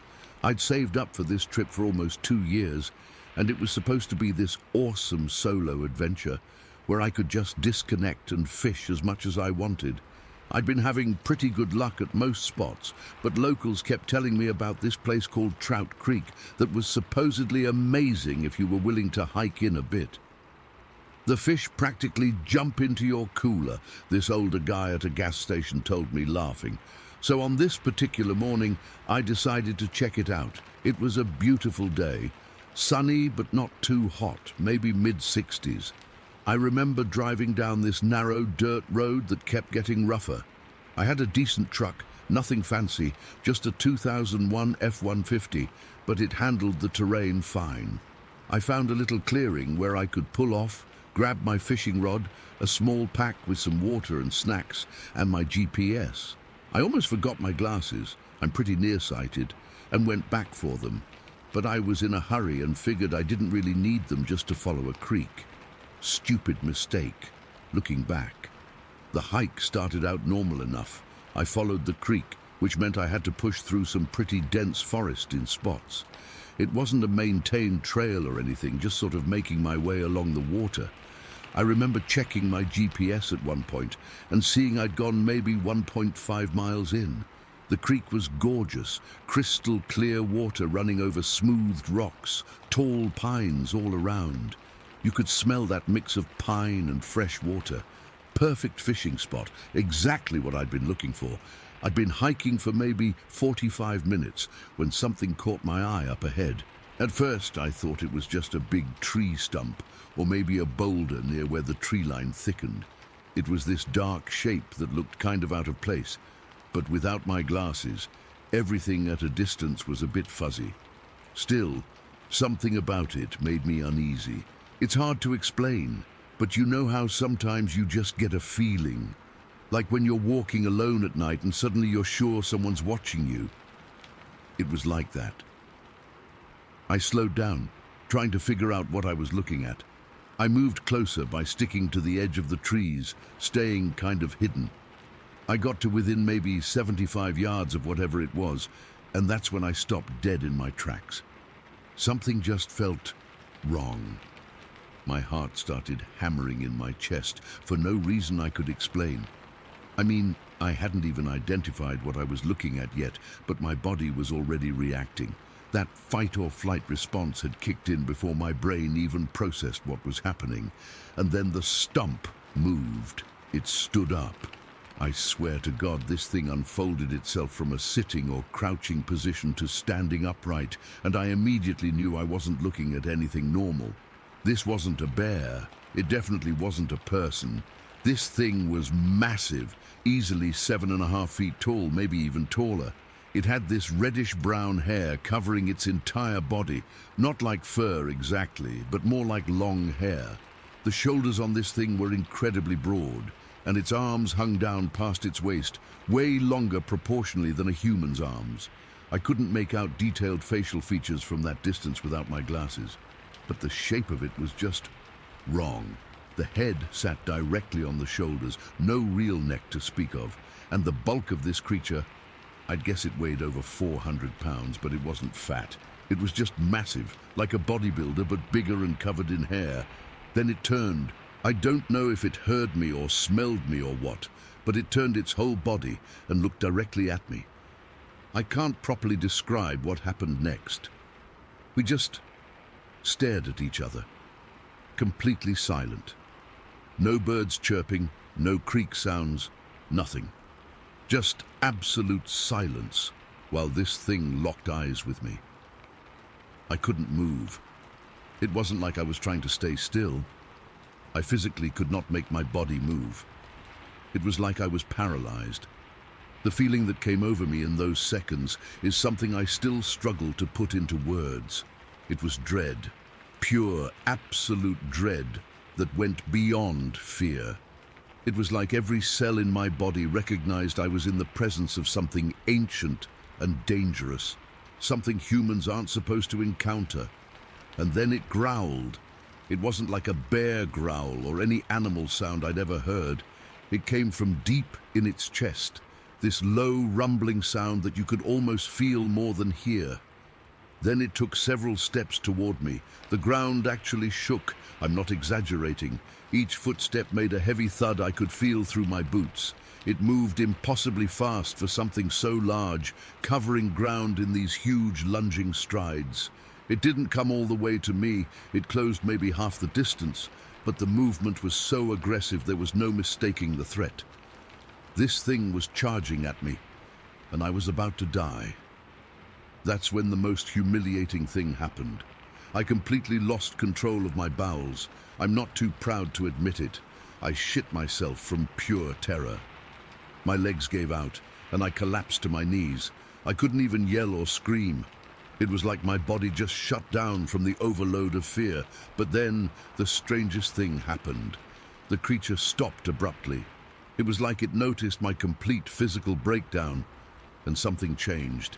It made this grunting noise, turned sharply, and then just bolted. It ran into the thicker trees with a speed that shouldn't be possible for something that size. The way it moved through the forest, it was crashing through branches and vegetation, but with this strange agility. Within seconds, it was gone. The only evidence it had been there was some broken branches and disturbed ground. I don't know how long I stayed frozen like that. It could have been 30 seconds, could have been 5 minutes. Time completely lost meaning. When I finally could move again, I was shaking so hard I could barely stand. I didn't even think. I just turned around and started walking, then jogging, then full-on sprinting back the way I'd come. I never once looked back. I was terrified that if I did, I'd see it following me. The hike back to my truck is almost completely blank in my memory. All I remember is this overwhelming panic, my soiled pants, and the feeling that something was right behind me the whole time. I kept stumbling because I couldn't slow down. I scraped my hands up pretty bad when I fell at one point, but I barely felt it. When I finally reached my truck, I stripped off my pants and underwear right there, not even caring if anyone saw me. I had some gym clothes in my truck that I changed into. I stuffed the dirty clothes in a plastic bag, threw my fishing gear in the back, and just drove. I drove way too fast on that dirt road, bouncing all over the place, but I didn't care. I just needed to get away. I ended up driving almost 3 hours straight without stopping, just putting distance between me and that place. I finally pulled over at some rest stop and sat there with the engine running, trying to process what had happened. My hands wouldn't stop shaking. I couldn't even hold my water bottle properly. That night at the motel, I didn't sleep at all. I kept the lights on and sat in a chair facing the door with my hunting knife on the nightstand. Every time I closed my eyes, I saw that thing standing there staring at me. I could still hear that growl. For weeks afterward, I jumped at every sound. I cut my trip short and went home early. I didn't tell anyone at first. How could I? Hey, so I shit myself because Bigfoot growled at me isn't exactly a story you volunteer at family dinners. I've spent years trying to rationalize what I saw. Maybe it was a bear. Maybe it was some guy in a suit playing a prank. Maybe I was dehydrated and hallucinated the whole thing. But deep down, I know what I saw. More importantly, I know what I felt. That bone-deep terror isn't something you can fake or imagine. What bothers me most about the encounter, even now, is that moment when it stopped. When I collapsed in fear, it's like it recognized my complete submission and decided I wasn't a threat worth pursuing. Like a predator that loses interest when its prey shows complete defeat. The intelligence in that decision still haunts me. It wasn't just acting on instinct, it made a choice. I've never been back to Idaho. I've barely even gone fishing since then. I sold most of my gear and took up golf instead. Sometimes I'll be outside at dusk when the light is fading, and I'll catch a glimpse of something moving between trees in the distance. My heart will skip a beat before I realize it's just a neighbor or a deer. I know what I encountered that day wasn't normal. It wasn't something that's supposed to exist, but it was real. And the fact that these things are out there, watching from the woods, makes me never want to set foot in a forest again. I can still see those eyes looking at me. I can still feel the ground shaking as it charged. Whatever that thing was, it let me live. And I've spent every day since wondering why. Story 11. I've been putting off writing about this for a long time. 11 years to be exact. Part of me just wanted to forget the whole thing happened, but I can't. What I saw that day in the woods outside Packwood completely shattered my understanding of what's real and what's not. I'm still struggling to make sense of it. It was July 16th, 2012. My wife Emily and I had decided to take advantage of the good weather by hiking one of the lesser-known trails in Gifford-Pinchot National Forest. We're both experienced hikers, having explored most of the popular trails in Washington state over the years, but we were looking for something more secluded. This trail wasn't on most tourism maps. We'd found it through a local hiking forum where someone had mentioned it was great for spotting wildlife and avoiding crowds. They weren't wrong about the crowds part. We didn't see another soul the entire time we were there. We arrived around 9 in the morning. The weather was perfect, not too hot, with a light breeze that kept the mosquitoes away. The forest was incredibly dense in that area, mostly Douglas fir, cedar and hemlock, with undergrowth so thick in places you couldn't see more than 10 feet ahead. There were these massive old stumps everywhere, left over from logging operations decades ago. Some were so big you could stand on them and still not reach the top of where the tree had once been. The trail itself was narrow and not well maintained, with branches sometimes scraping against our backpacks as we walked. It had this untouched feeling, like we were the first people to walk it in months. In some spots, we had to check our map to make sure we were still on the right path. About an hour into the hike, we crossed a shallow stream. Nothing dramatic, just ankle-deep water running over smooth rocks. Emily had been complaining that her hiking boots were giving her blisters, so we decided to take a quick break. She sat down on a fallen log to adjust her boot, and I took the chance to grab some water from my backpack. While Emily was fixing her boot, I instinctively scanned our surroundings. It's something I always do when we're out in the wilderness, just a habit I developed over years of hiking. That's when I noticed it. Up the slope to our right, maybe 150 to 200 feet away, something was moving near this massive decaying stump at the edge of a small clearing. My first thought was bear. We'd seen black bears before on hikes, and they're usually not a problem if you keep your distance. I squinted, trying to get a better look. That's when my blood ran cold. What I was looking at wasn't a bear, it was upright for one thing. Not just upright like a bear that occasionally stands on its hind legs, but completely vertical with a posture that was unmistakably, well, human-like. But it was huge, way too big to be a person. The shoulders were incredibly broad, and it had these long arms that seemed out of proportion even to its massive frame. The thing was rubbing its back or side against the stump, kind of like how bears scratch themselves against trees. But the movement was different, slower, more deliberate. It reminded me of a person trying to reach an itch they can't quite get to. I froze completely. My heart was hammering so hard in my chest that I was sure it was audible. The creature was covered in hair, not fur like a bear, but hair that hung evenly against its body. It was dark, almost black, and looked coarse even from that distance. What struck me the most was the head. It didn't have a neck, not really. The shoulders just seemed to rise straight up to the back of the skull, which had this distinctive dome shape. The stump it was using as a scratching post was at least 6 feet tall, and this thing was clearly taller, 7 feet minimum, maybe more. I could only see its profile from where I stood, but it was enough to know with absolute certainty that this wasn't a bear standing on 2 legs. The proportions were all wrong. Bears have this hunched posture even when upright, with a distinctive snout and smaller shoulders relative to their body. This had a completely different silhouette. For a few seconds, though it felt like minutes, I just stood there, unable to move or speak. My brain was desperately trying to categorize what I was seeing into something familiar, something explainable, but nothing fit. Finally, I managed to motion to Emily without making a sound. She looked up at me, confused by my expression. I didn't want to speak or make any noise. The creature didn't seem to be aware of us. It was just going about its business, scratching itself against the stump, but I had no idea how good its hearing might be. I gestured again, more urgently this time, pointing subtly in the direction of the figure. Emily followed my gaze, and I saw the exact moment she spotted it. Her eyes went wide, and her hand flew up to cover her mouth.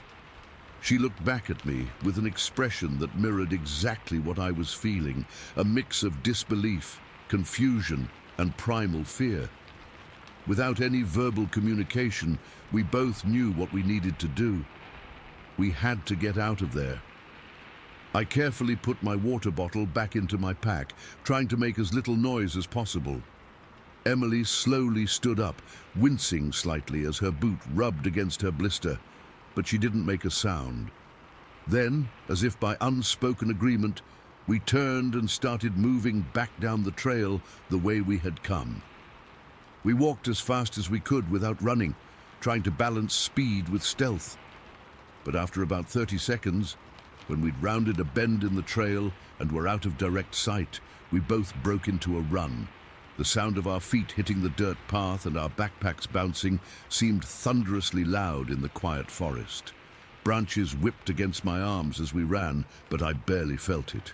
All I could think about was putting as much distance as possible between us and whatever that thing was. After running for maybe a minute, though it's hard to judge time when you're that terrified, we slowed down to listen. Both of us were breathing hard, trying to catch our breath while straining to hear any sound of pursuit. The forest was silent. No crashing footsteps, no breaking branches, just the normal sounds of birds and the slight rustling of leaves in the breeze. "What the hell was that?" Emily whispered, her voice shaking. I shook my head, not trusting myself to speak yet. My heart was still racing, and my legs felt weak from the sudden burst of adrenaline. "It wasn't a bear," I finally managed to say. "It was standing upright the whole time, and it was huge." Emily nodded, her face pale. "I only saw it for a second, but Peter, it looked like..." She trailed off, not wanting to say it out loud. I didn't blame her. I didn't want to say it either, because saying it would make it real, and what we'd seen couldn't be real. It couldn't be what it looked like, but I knew what I'd seen. It wasn't a bear, and it definitely wasn't a person. Not in a costume, not playing a prank. The movement was too natural, too fluid, and we were miles from the nearest road, on a trail that barely anyone knew about. Part of me, the rational, scientific part, wanted to go back, to look for evidence, for tracks or hair left on the stump, to confirm what I'd seen or find some explanation that would make sense. But Emily was clearly shaken, and honestly, so was I. The thought of encountering that thing again, maybe this time with it aware of our presence, was too much. "We need to get back to the car," I said finally. Emily nodded in agreement, and we continued down the trail at a fast walk, constantly looking over our shoulders and stopping occasionally to listen. The hike back seemed to take forever. Every shadow between the trees made me jump. Every snapping twig sounded like footsteps. I kept replaying the image of the creature in my mind, trying to find some detail that would explain it away as something known, something normal. But I couldn't. The dome-shaped head without a visible neck, the broad shoulders, the long arms, the height. The way it moved with such deliberate, almost human-like motions, none of it matched any animal I knew of. When we finally reached our car, Emily and I both practically collapsed into our seats, locking the doors immediately. We sat in silence for a moment, both processing what had happened. "Should we report this?" Emily asked finally. I thought about it. Report it to who? The park rangers? The police? And tell them what exactly? That we'd seen something in the woods that looked like... I still couldn't bring myself to use the word, even in my thoughts. "I don't know," I admitted. "I'm not sure they'd take us seriously." Emily nodded slowly. "I know what we saw, Peter, or at least I know what it looked like." "I know," I replied. "I know exactly what it looked like." We drove back to our hotel in Packwood in near silence, both lost in our own thoughts. That night, I couldn't sleep. Every time I closed my eyes, I saw that figure by the stump. I kept going over the details, trying to convince myself that it had been a bear or a person or anything else. The next morning, I mapped out exactly where we'd been. It was a spot where the trail curved slightly near a small clearing, with the stump situated at the edge of the tree line upslope. I marked it precisely, thinking that maybe someday I'd find the courage to go back there, to look for evidence, to prove to myself that I hadn't imagined it, but I never did go back. Part of me was too scared, I admit, and part of me didn't want to find out that there was nothing there. No tracks, no hair, nothing to validate what I'd seen. Because despite how terrifying it was, I know what I saw that day. It's been 11 years, and I've told very few people about this experience. Most people would think we were crazy or making it up. But I know what I saw wasn't a bear, wasn't a person, wasn't anything that should exist according to science. I've spent countless hours since then researching similar encounters, reading books, watching documentaries, browsing forums where people share their own experiences. And the more I read, the more I realize that what we saw matches countless other descriptions from all over the Pacific Northwest. The dome-shaped head, the broad shoulders with no neck, the height, the dark hair, the deliberate movements. It all fits with what people describe when they talk about Sasquatch or Bigfoot. I was a skeptic before that day. I laughed at the blurry photos and the sensationalized TV shows. I thought people who claimed to have seen these creatures were either lying or mistaken. But now I don't know what to believe. All I know for certain is what I saw with my own eyes on that July afternoon in 2012. Something that shouldn't exist but does. Something that has fundamentally changed how I see the world and what I believe is possible. I still hike, but never alone, and never in Gifford-Pinchot National Forest. Some places, once you've seen what's really there, you can never look at the same way again. Every shadow between the trees becomes a potential hiding place. Every unexplained sound becomes a warning. Sometimes I wonder if it saw us that day, if it was aware of our presence but chose to ignore us, or if we were just lucky enough to spot it without being spotted in return. I don't know which possibility is more unsettling. All I know is that the forests of the Pacific Northwest hold secrets that most people will never encounter. And sometimes I wish I could be one of those people, blissfully unaware of what's really out there, because once you've seen it, you can never unsee it. And you can never fully convince yourself that it was just your imagination.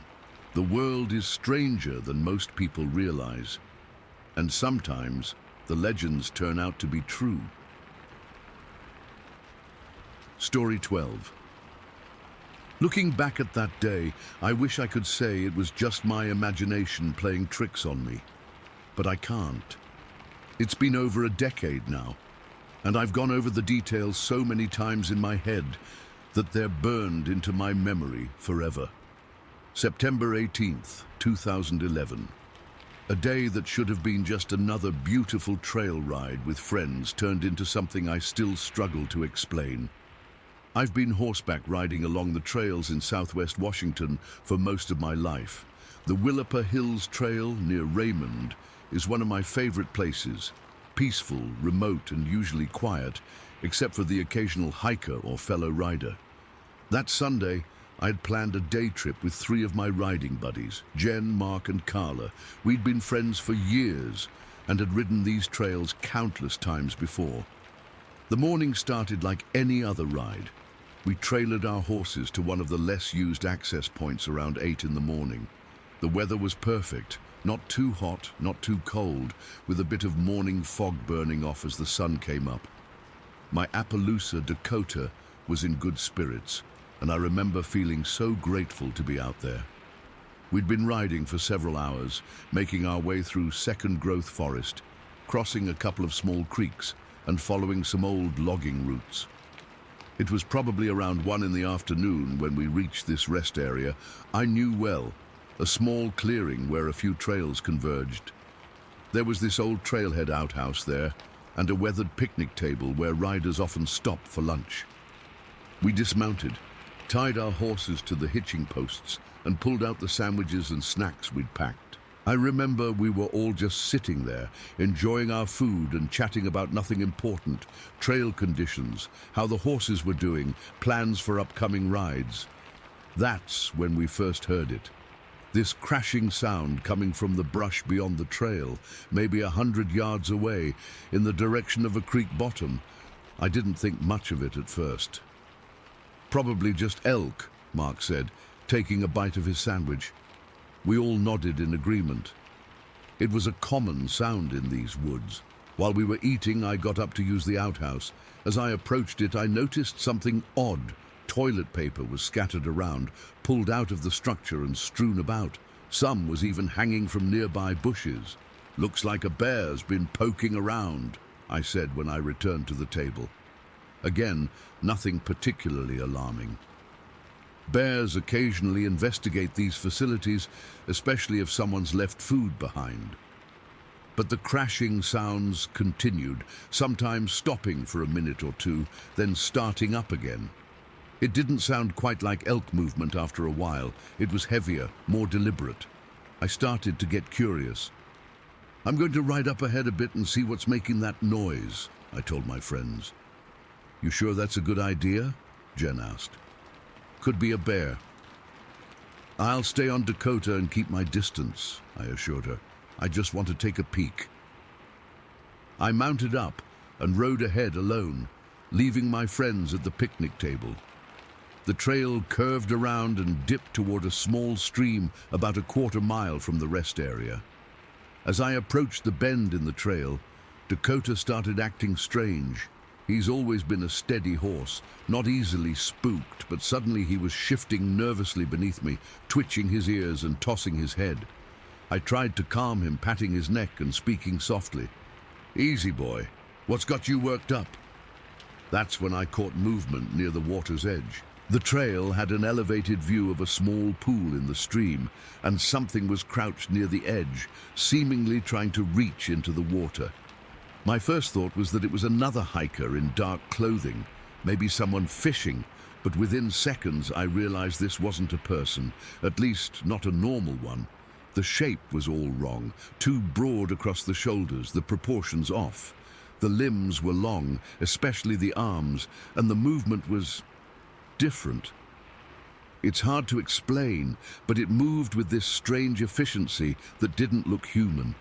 It was covered in silvery grey hair of medium length, not matted or overly long, but a uniform coat that caught the dappled sunlight filtering through the trees, and its hand. God, I'll never forget seeing that hand as clear as day. It had a visible thumb and 4 long, thick fingers. What really got me were the fingernails. They looked almost human, but were dark, almost black. Not claws, actual fingernails. Dakota was trembling beneath me now, dancing in place and clearly wanting to get the hell out of there. I couldn't see the creature's face because it remained hunched forward, focused on whatever it was doing at the water's edge. From my position, I estimated it to be maybe 4 or 5 feet tall, too small to be an adult human, but definitely not a bear or any other animal I recognized. My heart was pounding so hard, I swear it echoed in my ears. Despite riding these trails for years and being comfortable around wildlife, I'd never seen Dakota react so strongly to anything. I decided not to push my luck. I turned him around and headed back to the rest area, trying not to ride too fast and potentially encourage whatever that was to chase us. When I got back to my friends, they said I looked like I'd seen a ghost. My hands were shaking as I dismounted. What happened? What did you see? Carla asked. I tried to describe what I'd seen, but the words felt inadequate. There's something down there by the creek. I don't think it's human, and it's definitely not a bear or an elk. What do you mean, not human? Mark looked skeptical. I don't know how to explain it, I said. But I saw its hand. It had a thumb, fingers, fingernails. But it was all wrong. My friends exchanged glances. I knew how it sounded. Let's go check it out together, Jen suggested after a moment. Safety in numbers, right? I wasn't eager to go back, but having them with me gave me courage. We all mounted up and rode to where I'd seen the creature.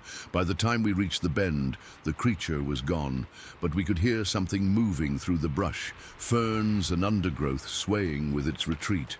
Then, something else happened that made my blood run cold. Further down the slope, maybe 100 yards away, we heard new sounds, violent crashing, much louder than before. This wasn't the same creature. This sounded bigger, heavier, stronger. Branches were snapping, vegetation tearing. Whatever it was moving fast and with purpose. That's not the same one, I said, my voice barely above a whisper. That's something much bigger. The way it moved, it was almost like a charge, deliberate and directed, like it knew exactly where it was going.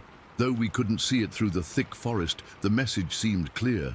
This larger creature knew we were there, and it was making its presence known. A terrible realization dawned on me. I think what I saw was a juvenile, and that's an adult coming to protect it. We need to leave. Now. No one argued. We turned our horses and rode back to the rest area, quickly packed up our things, and left the area. The ride back to the trailhead was tense. We kept looking over our shoulders, listening for sounds of pursuit, but there was nothing. Just the normal forest noises returning as we put distance between us and whatever we'd encountered. In the parking lot, as we loaded our horses into the trailers, Mark finally broke the silence. So, we're not going to talk about what just happened. We all looked at each other, and there was this unspoken agreement. What could we say? Who would believe us?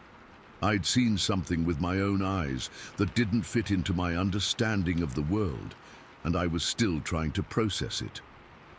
I think I saw a Sasquatch, I said finally. A young one, and I think its parent or whatever was coming to protect it. Saying it out loud made me feel ridiculous, but it was the only explanation that made sense. What else could it have been? The hand I saw wasn't human, but it wasn't animal either. And the response of the larger creature, that protective charge, felt so intentional, so intelligent. That night at home, I couldn't sleep. I kept replaying the scene in my mind, questioning what I'd seen. Maybe it was just a bear cub. But no, bears don't have hands with thumbs and fingernails. A person in a suit, out there, in the middle of nowhere. And what about the larger one crashing through the forest? What bothers me most even now is how close I got to it. I was maybe 30 feet away from this juvenile creature. What if I'd had bad intentions? What if I'd been carrying a gun instead of just my curiosity? The thought that I could have harmed it troubles me more than any fear I felt during the encounter. I've ridden that trail many times since, but never alone, and never without scanning the creek bottom as I pass. I've never seen anything like it again, but sometimes I hear unusual sounds from deep in the forest, sounds that don't match any wildlife I know. I've read about other encounters in the Pacific Northwest, accounts from hikers or campers who've seen similar creatures. Some stories match mine so closely it gives me chills. The silvery gray hair, the human-like hands, the protective behavior of adults toward juveniles. For years, I didn't tell anyone outside our riding group about what happened. Who would believe me? But the memory hasn't faded. If anything, it's become clearer with time as I've sorted through what I saw versus what I think I saw. I still have no explanation for what I encountered that day in the Willapa Hills. All I know is that there was something in those woods that didn't fit with what I thought I knew about the natural world. Something that seemed to exist in that gray area between human and animal. Something intelligent enough to be teaching its young to fish and protective enough to come charging when it sensed a threat. Whatever it was, it let us go. It could have pursued us. We were exposed on that trail, and horses can only move so fast through rough terrain, but it chose to warn us off instead. Sometimes I wonder if it watches the trails, recognizing regular riders versus strangers. Does it know our patterns better than we know its? When I'm out there now, I can't shake the feeling that I'm being observed, evaluated. I've spent my whole life in these forests, thinking I knew them inside and out. Now I realize there are mysteries out there deeper than I ever imagined.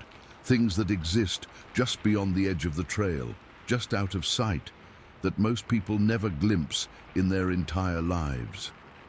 I saw one of those things, just for a moment. And though I can try to explain it away or question my memory, deep down, I know what I saw was real. That silvery gray hair, those dark fingernails, those intelligent movements. It's been over 10 years, and still, every time I hear an unexpected crash in the woods or catch movement at the edge of my vision on the trail, I wonder, is it watching me again? And honestly, I hope it is, because that would mean it's still out there, still free, still part of these woods I love so much. And maybe someday, if I'm very lucky, I'll catch another glimpse and know for certain I wasn't just imagining things that September day in 2011. Story 13. I've debated for years whether to share this.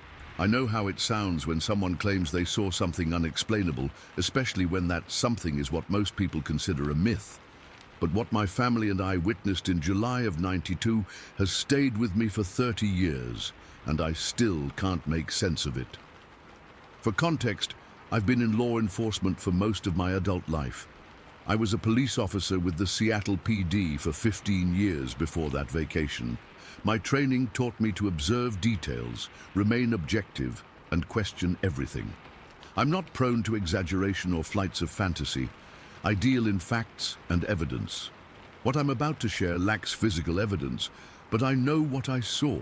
It was supposed to be just a normal family vacation. My wife Karen, our 3 kids, Jessica was 13, Michael was 10, and Emily was 7 at the time, and I had planned this California road trip for months. The kids had never seen the redwoods, and Karen and I thought it would be good to get away from the Seattle rain for a bit. We'd saved up, packed the station wagon, and headed south. We'd stayed the night at the Benbow KOA campground in Humboldt County. It was about 40 miles outside of Fortuna, surrounded by those massive redwoods that make you feel tiny. The campground was nice enough, clean facilities, friendly staff, and fairly quiet despite being nearly full. We slept in our tent, and despite the unfamiliar surroundings, we all got a decent night's rest. The next morning, I woke everyone up around 5:30. I've always been an early riser, and I wanted to get on the road before traffic picked up and the day got too hot. The kids grumbled, of course, but Karen helped get them moving. We packed up the campsite, ate a quick breakfast of cereal and fruit, and were on the road by 6:45. The morning was perfect. Clear skies, about 60 degrees, with that crisp morning air that smells like pine and earth. The sun was just starting to filter through the trees as we headed southbound on Benbow Drive. I remember feeling totally at peace, driving through those towering redwoods. The kids were still half asleep in the back, and Karen was looking through our guidebook to plan the day's stops. We were driving slowly, maybe 35 miles per hour. The road wound through the forest, occasionally offering glimpses of the South Fork Eel River to our right. The kids were starting to wake up, pointing out especially large trees and asking when we'd stop for breakfast. I'd promised them a proper meal at a diner down the road, so they were getting anxious. About 20 minutes into our drive, we reached a stretch where the road curves alongside the river. The river makes a sharp bend there, and the road rises slightly above it, maybe 15 or 20 feet up. It creates a natural viewpoint where you can see a good stretch of the water and the sandbars along the bank. I remember slowing down even more, partly to navigate the curve and partly to appreciate the view. That's when I spotted movement near the water's edge. At first, I thought it might be a fisherman, though it seemed early and the spot looked fairly remote. I glanced down toward the river, still driving, and immediately felt my stomach drop. Standing on one of the sandbars was a large, upright figure. It wasn't a fisherman, it wasn't a hiker, it wasn't anything I could immediately identify. The figure was moving away from the riverbank, taking slow, deliberate strides across the sandbar toward the tree line on the far side. I immediately slowed the car further, my eyes locked on whatever this was. Karen noticed and asked what was wrong, but I couldn't answer. I was trying to process what I was seeing. From our elevated position, I had a clear, unobstructed view of the figure. It was tall, significantly taller than any person I'd ever seen. I'm 6 feet tall, and this thing had to be at least 7 or 8 feet.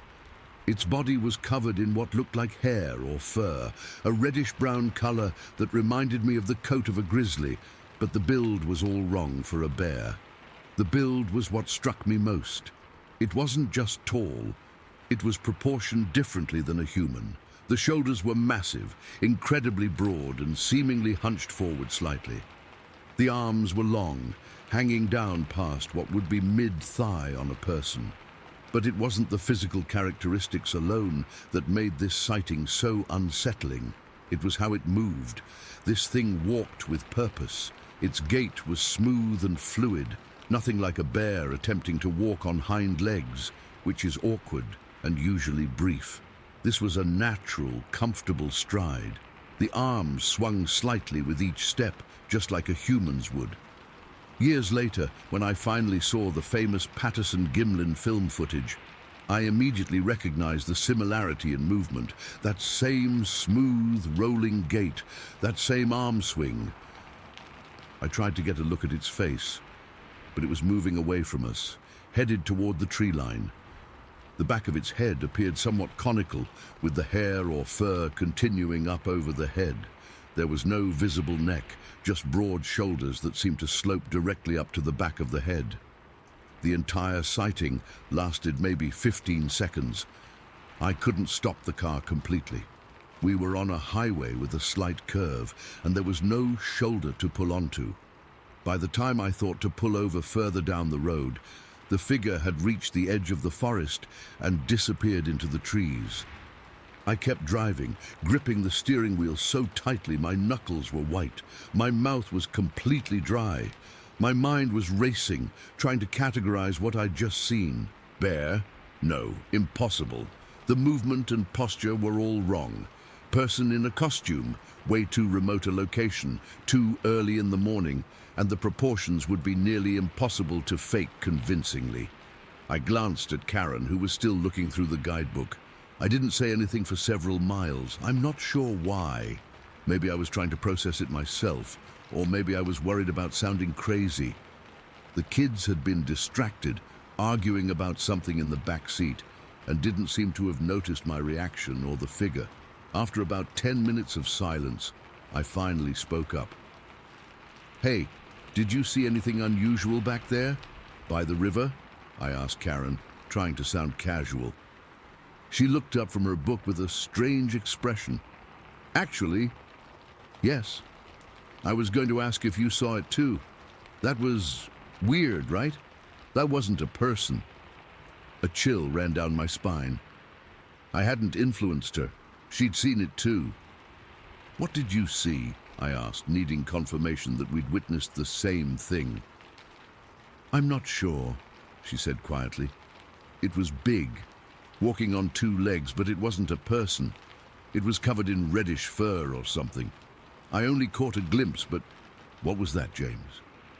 From the back seat, Jessica's voice suddenly piped up. "I saw it too, Dad.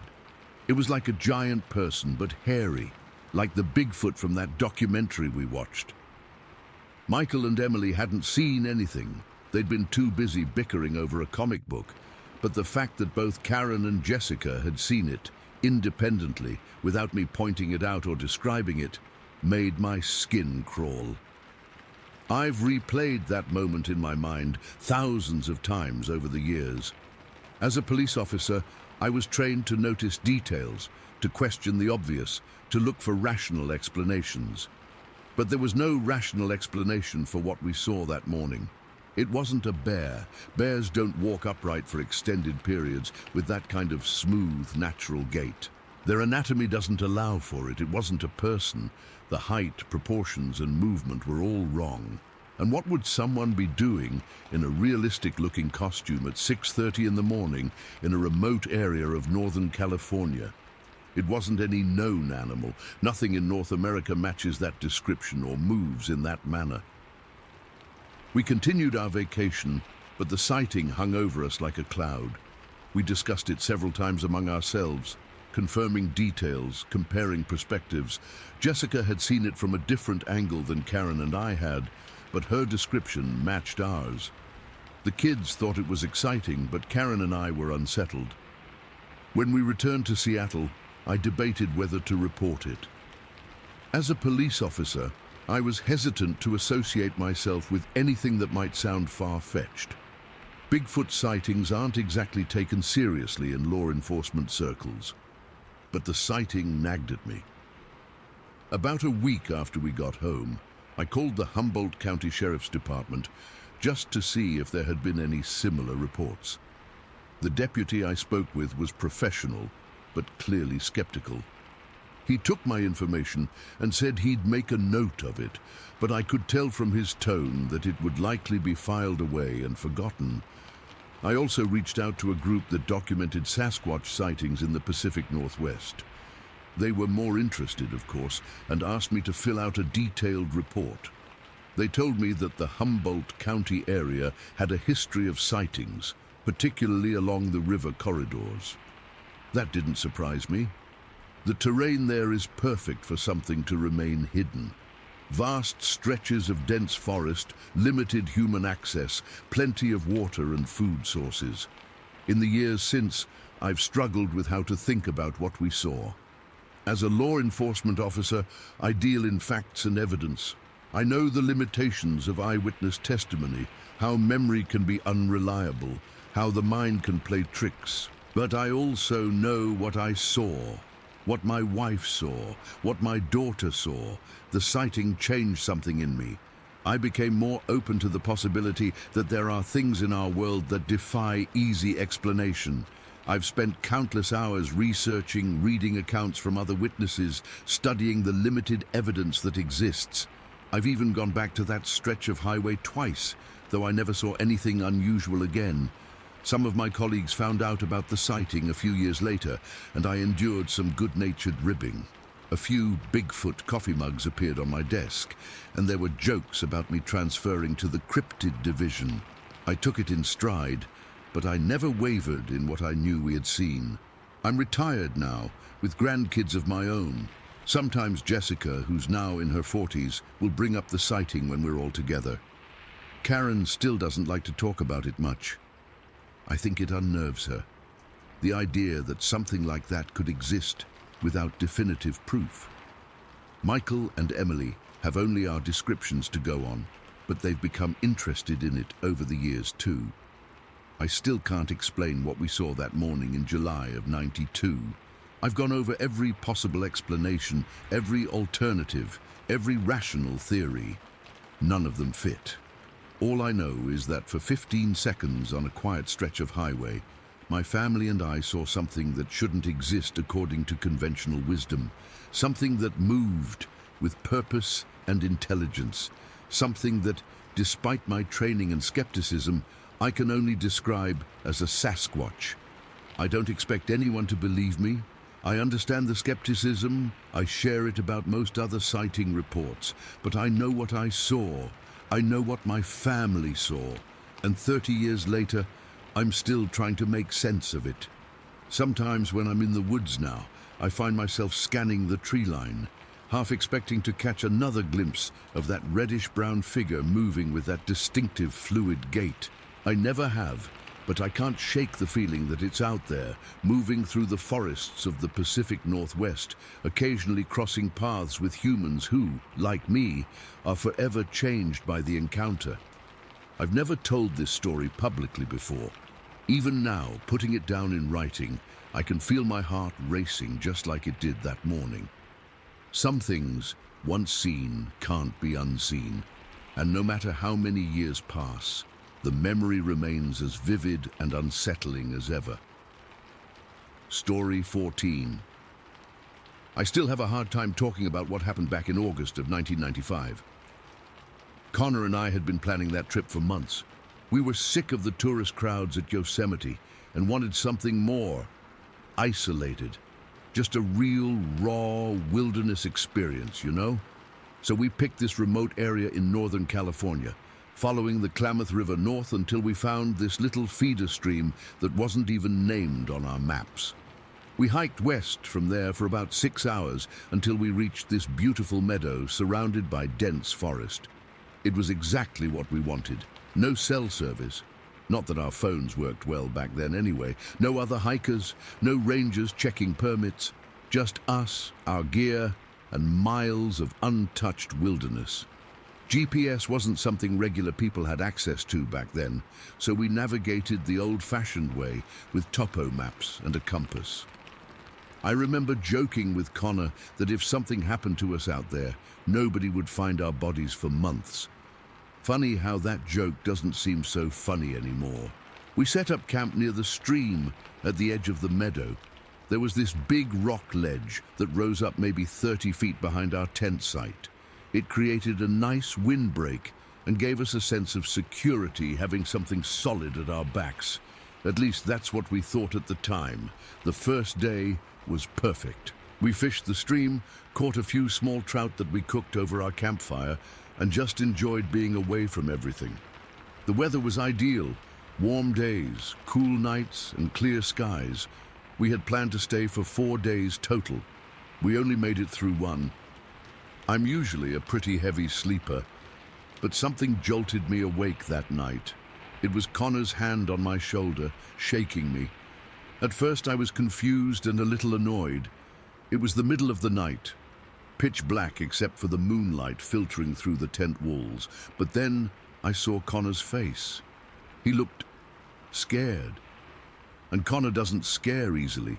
He'd been a hunting guide for years and had encountered bears, mountain lions, you name it. "Ryan," he whispered, his voice so low I could barely hear him. "Listen." I froze and focused on the sounds around us. At first, all I heard was the gentle babble of the stream. Then I caught it. Something was moving on the rock ledge behind our camp, and not something small. These weren't the scurrying sounds of a raccoon or fox. This was heavy. Each movement was deliberate, with pauses in between. A slight scraping sound as weight shifted from one point to another. Then there was a sound I still can't really describe properly, like something large jumping from one rock to another, but landing with surprising agility. There was a controlled grace to it that made no sense, given how heavy it sounded. Connor reached into his pack and pulled out his 9mm. He always carried it when we went backcountry. I used to give him crap about it, telling him he was paranoid. I've never been so glad for someone's paranoia as I was that night. "What is it?" I mouthed silently. He just shook his head. His eyes were wide, alert. His hand wasn't shaking, but I could see the tension in his knuckles as he gripped the gun. We sat completely still for what felt like hours, but was probably just minutes. The sounds continued, moving along the ledge. Then they stopped. The silence was almost worse than the sounds. At least with the noise, we knew where it was. After maybe 5 minutes of silence, we heard something new. Movement, but not on the rocks anymore. Whatever it was had come down from the ledge and was now moving through the meadow. It was walking alongside the stream, maybe 20 yards from our tent.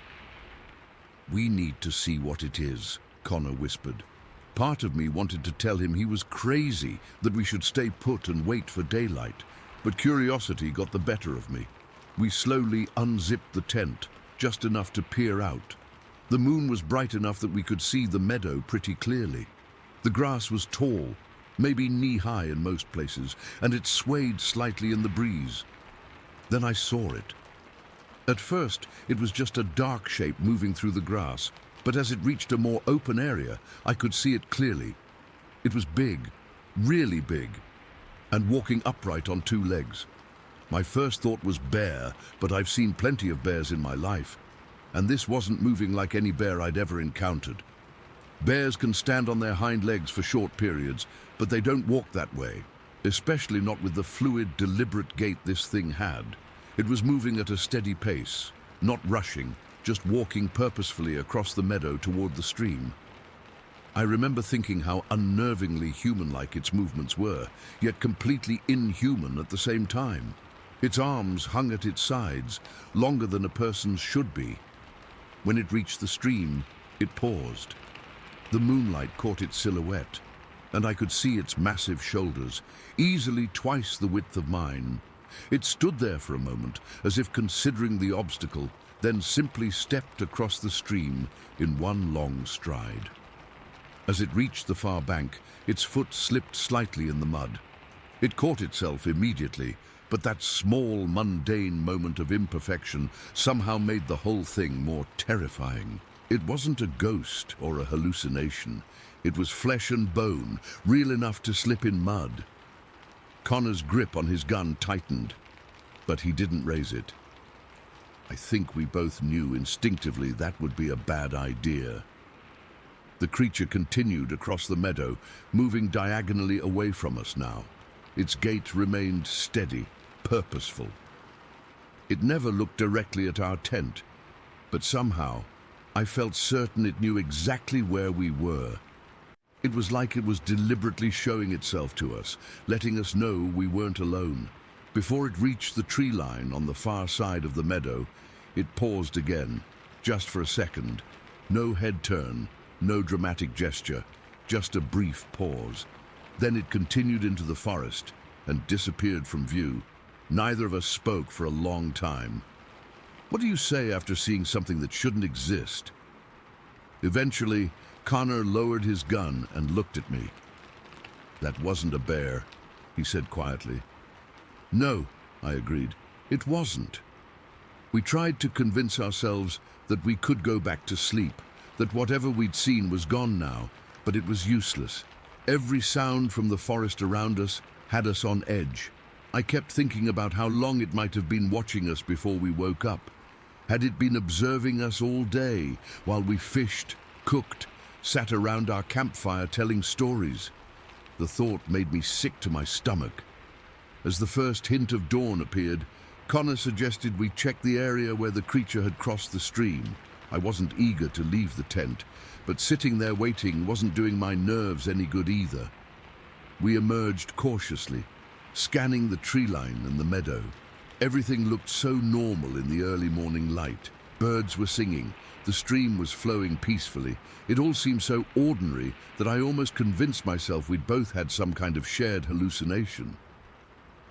Then we reached the stream crossing. There, in the soft earth of the bank, was evidence that last night had been all too real.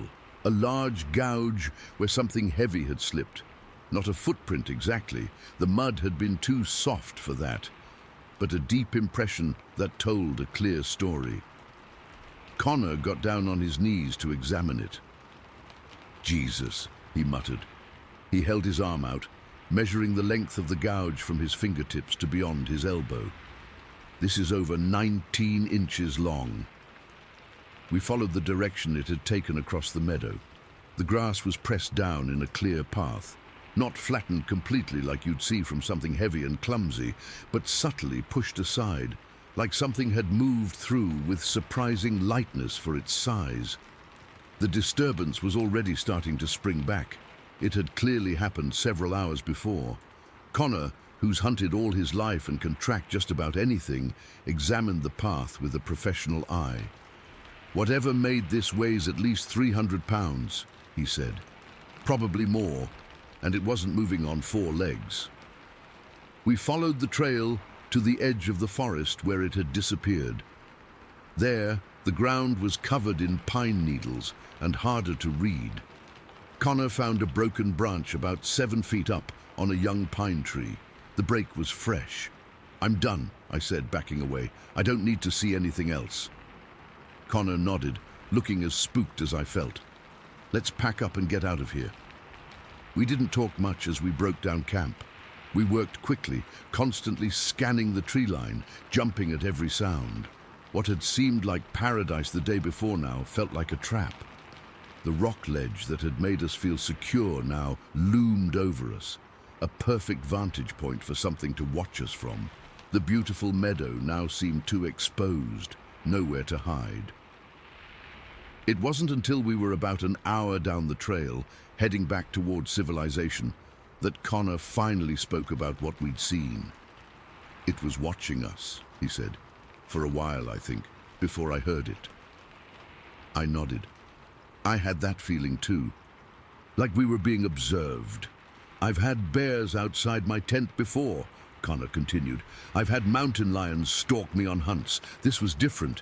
It felt, I don't know, deliberate, like it wanted us to know it was there. I thought about how the creature had moved. It wasn't trying to hide, that's for sure.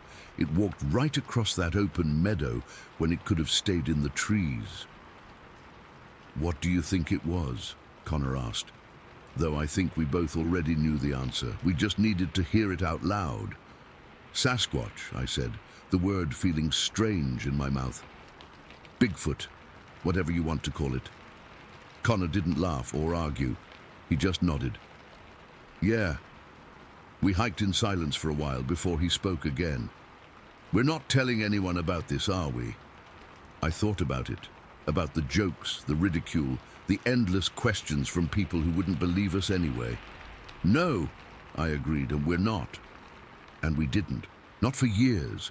We told our girlfriends, later our wives. Connor told his brother. I told my cousin, who I'm close with, but that was it. We knew what we saw, and that was enough for us. It's been nearly 30 years now. Connor and I still go camping, but never again in that part of California.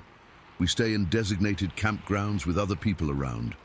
We don't fish remote streams or hike into unmarked wilderness anymore. Sometimes I still wake up at night thinking I hear something heavy moving around outside my house. On those nights, I lie perfectly still and listen. I never hear anything, but that feeling of being watched sometimes lingers until dawn. I don't have any profound conclusions about what we experienced. I don't know if it meant us harm or was just curious. I don't know if it was alone or if there were others nearby. I just know that on a clear August night in 1995, Connor and I saw something that shouldn't exist according to science and common knowledge, but absolutely does exist in the remote wilderness of Northern California. And sometimes when I look at maps of that area, I find myself searching for that unnamed stream and the meadow beside it. Not because I want to go back, but because I wonder if it's still there, watching from the rock ledge, waiting for someone else to wander into its territory. Story 15. I've never told this story to anyone outside my closest friends. It's been 15 years now since that night in Oregon, but I still get goosebumps thinking about it. My buddy Alex and I were on our first big motorcycle trip together back in June of 2008. We'd been planning it for months, riding up the Pacific coast from California through Oregon and eventually making our way to Washington. We were in our mid-20s, both fresh out of college and working entry-level jobs that we could easily take time off from. The trip was supposed to be this awesome adventure before life got too serious, you know. For the most part, it was exactly that. Until that night near Sunset Bay. We'd spent most of the day riding along the Oregon coast. The weather was perfect, not too hot, clear skies, just an amazing day to be on the road. We were planning to meet up with our friend Mike the next morning down at the Rogue River for some fishing, but we still had a few hours of riding ahead of us to get there. By early evening, we were both pretty tired and decided to find a spot to camp for the night. Around 8 p.m., we pulled off Highway 101 near Sunset Bay State Park. We weren't looking to stay at an official campground, partially to save money, but mostly because we liked the freedom of finding our own little spots. We found this small dirt turnout near the highway, parked our bikes, and scouted ahead on foot. After walking through maybe 200 feet of coastal brush and some small trees, we came out onto this perfect little clearing right by the beach. The spot was amazing. Flat ground for sleeping, a natural depression where we could safely build a small fire, and the Pacific Ocean right in front of us. The moon was almost full that night, so bright you could see everything clearly. The waves were crashing gently on the shore, and the whole scene was just peaceful. It felt like we had found our own private slice of paradise. We went back to our bikes, rode them carefully through the path in the brush, and set up our little camp. We parked the motorcycles about 10 feet apart. Mine was a Kawasaki, and Alex's was a Honda, something we always did, so we could hang stuff between them if needed. We gathered driftwood and built a small fire near the edge of our clearing, close enough to the beach that we could see the water, but far enough back that we wouldn't get wet if the tide came in. We didn't bother with tents since the weather forecast was clear, just unrolled our sleeping bags near the fire.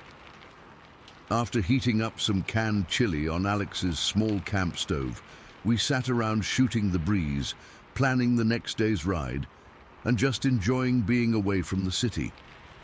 We talked about everything. Work, girls, where we wanted to be in 5 years. All that kind of stuff guys talk about when there's no one else around. It must have been around 11 when I noticed something strange. I was mid-sentence talking about this girl I'd been seeing when movement down by the water caught my eye.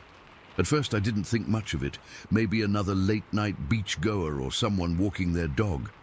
But as I focused on it, I realized something was off. There was this figure moving along the shoreline, maybe 100 feet west of our camp and about 30 feet from where the waves were breaking. The moonlight was bright enough that I could see it clearly. It was moving at a steady, purposeful pace, almost jogging, but with this weird fluidity to it. "Alex," I said, interrupting our conversation, "look down there. Do you see that?" Alex turned and squinted toward the water. "Yeah. Is that someone running on the beach?" That was my first thought too, but as we both watched, it became clear that whatever was moving along the shore wasn't a normal person. This thing was tall, I mean really tall, maybe 7 or 8 feet, and it was thick, with broad shoulders and a massive torso. The proportions were just wrong. "Hey!" Alex called out, his voice carrying across the open beach. The figure didn't react at all. Didn't turn, didn't pause, just kept moving at that same steady pace, heading south down the beach. Its arms were long, unnaturally long, and they swung with each step in a way that seemed both fluid and awkward. "That's not a person," I said, my voice barely above a whisper now. "Maybe it's a bear," Alex suggested, but even as he said it, we both knew that wasn't right. This thing was upright the entire time, walking on 2 legs without ever dropping down on all 4s. And the way it moved was nothing like a bear. It was deliberate, almost like it had somewhere specific to be. We watched in silence as the figure continued down the beach until it disappeared from view around a slight bend in the shoreline. For a moment, neither of us said anything. The only sound was the rhythmic crashing of waves and the soft crackling of our fire. "I'm going to check it out," I finally said, standing up and grabbing the heavy Maglite flashlight from my bag. "Are you serious?" Alex looked at me like I was crazy, but he got up too. "Just the tracks," I clarified. "If that thing left footprints, I want to see them." We walked down to the beach together, both scanning the darkness ahead. The sand was soft under our boots, still a bit damp from the receding tide. We followed roughly the same path where we'd seen the figure, moving cautiously and keeping an eye out for any movement. When we reached the area where it had been walking, we both stopped short. There in the sand was a line of footprints, but not like any human prints I'd ever seen. They were huge, easily 14 inches long and about 6 inches wide. The impression was deep too, like whatever made them was incredibly heavy. "Holy shit," Alex whispered, crouching down next to one of the prints. He put his hand next to it for scale, and the print dwarfed his entire hand. What the hell could make a print this big? But it wasn't just the size that was disturbing.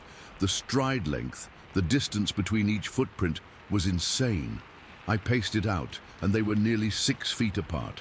No human could make strides that long, not even running at full speed. I shined the flashlight down the line of tracks, following them as they continued south along the beach. "Should we follow them?" I asked, not really wanting to, but feeling like we should know what we were dealing with. "No way, man," Alex said firmly. "Whatever made these is something I don't want to meet." I nodded, feeling a wave of relief that he'd said it first. We stood there for another minute or two, just staring at the prints and trying to make sense of what we were seeing. "Let's head back," I finally said, and we turned around, walking quickly back to our camp. The fire had died down a bit, so Alex added some more wood while I sat on my sleeping bag, still trying to process what we'd seen. I kept telling myself there had to be a logical explanation. Maybe it was some local playing a prank, or maybe the moonlight had distorted our perception, but those footprints, there was no explaining those away. We tried to go back to our earlier conversation, but it felt forced now. Every few minutes, one of us would glance toward the beach or behind us at the tree line. That carefree feeling from earlier was gone, replaced by a low-level anxiety that seemed to hang in the air around us. It must have been around midnight when I heard it, a sound from the direction we'd come through earlier. Not the beach side, but behind us, in the brush and trees that separated our campsite from the highway. Crack, a twig snapping, then the soft rustle of something moving through the undergrowth. "Did you hear that?" I whispered to Alex, who was poking at the fire with a stick. He nodded, his body suddenly tense. "Could be an animal," he said, but his tone suggested he didn't believe it. We both sat completely still, listening. For about 30 seconds, there was nothing. Then we heard it again, the deliberate sound of something large moving slowly through the brush. Not the random scurrying of a small animal, but the careful, measured movements of something trying to be quiet. I reached for the flashlight again, my hand trembling slightly. Standing up, I pointed the beam toward the tree line, sweeping it slowly across the dark vegetation. That's when I saw them. Two eyes reflecting the flashlight beam, glowing like orbs in the darkness. They were low to the ground at first, making me think it might be a coyote or even a small deer. But then whatever it was seemed to rise up, the eyes elevating until they were at least 6 feet off the ground. They were set wide apart, much wider than a human's, and they didn't blink. They just stared, fixed on us. "Alex," I hissed, not taking my eyes off the reflection in the trees. "Look." He was already on his feet beside me. "I see it," he whispered. "What the fuck is that?"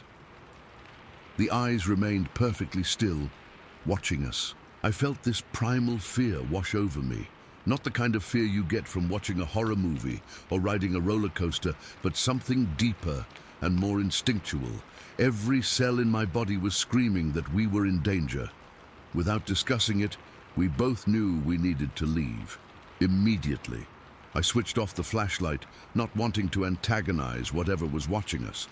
We moved quickly but quietly, gathering our essential gear and stuffing it into our bags. We rolled up our sleeping bags in record time, not caring how sloppy the job was.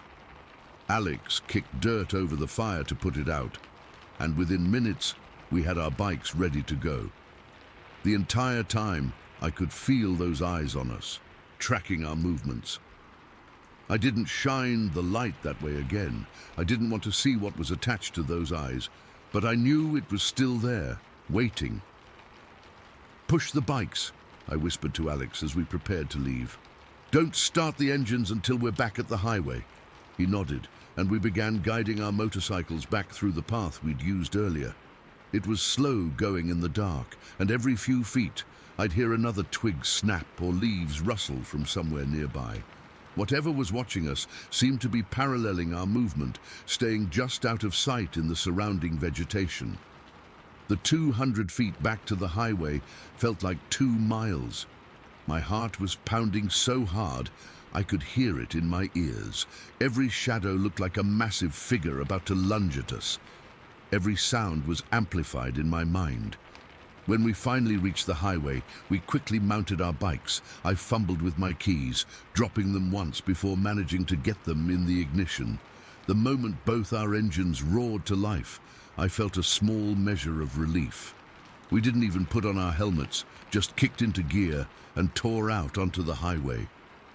We rode for almost an hour without stopping, despite the fact that neither of us had planned to ride at night. Neither of us spoke about what had happened until we reached the next town, Bandon, I think, and found a motel with a vacancy sign. Only after checking in and locking the door behind us did we start to talk about what we'd seen. "That was a fucking Sasquatch," Alex said, sitting on the edge of one of the twin beds, his hands still shaking slightly. "I know how crazy that sounds, but those tracks, that figure on the beach, those eyes, what else could it be?" I wanted to disagree, to find some rational explanation, but I couldn't. The size of the footprints, the impossible stride length, the height of those eyes in the brush, it all pointed to something that shouldn't exist. but apparently did. "Do you think it was hunting us?" I asked, the thought sending a fresh wave of fear through me. Alex shook his head. "I don't know. It seemed more curious than aggressive. If it wanted to hurt us, it had every opportunity." We stayed up late into the night, replaying the events over and over. We debated whether to tell anyone, whether to report it somehow, but who would believe us? Two guys on a motorcycle trip claiming they saw Bigfoot. We'd be laughed out of any police station or ranger office. In the end, we decided to keep it to ourselves. We met Mike the next day for fishing as planned, but neither of us mentioned what had happened. The rest of our trip was uneventful, but we stuck to established campgrounds from then on, always making sure there were other people around. It's been 15 years, and I still don't have a good explanation for what we encountered that night. I've researched Sasquatch sightings in that area since then and discovered that the Oregon coast has had numerous reports over the years. Some details from other people's encounters match ours so closely it gives me chills. I don't expect anyone to believe this story. Hell, if someone told it to me, I'd probably think they were making it up or had too much to drink around their campfire. But Alex and I know what we saw. Those footprints in the sand were real. Those eyes in the darkness were real. And whatever was watching us that night was something science hasn't fully explained. I still go camping occasionally, and I still love the outdoors. But I never go alone anymore, and I always make sure my car is parked close by. And whenever I'm near dense forests, especially at night, I can't shake the feeling that I'm being watched by something that doesn't want to be seen, but is curious enough to stay close and observe.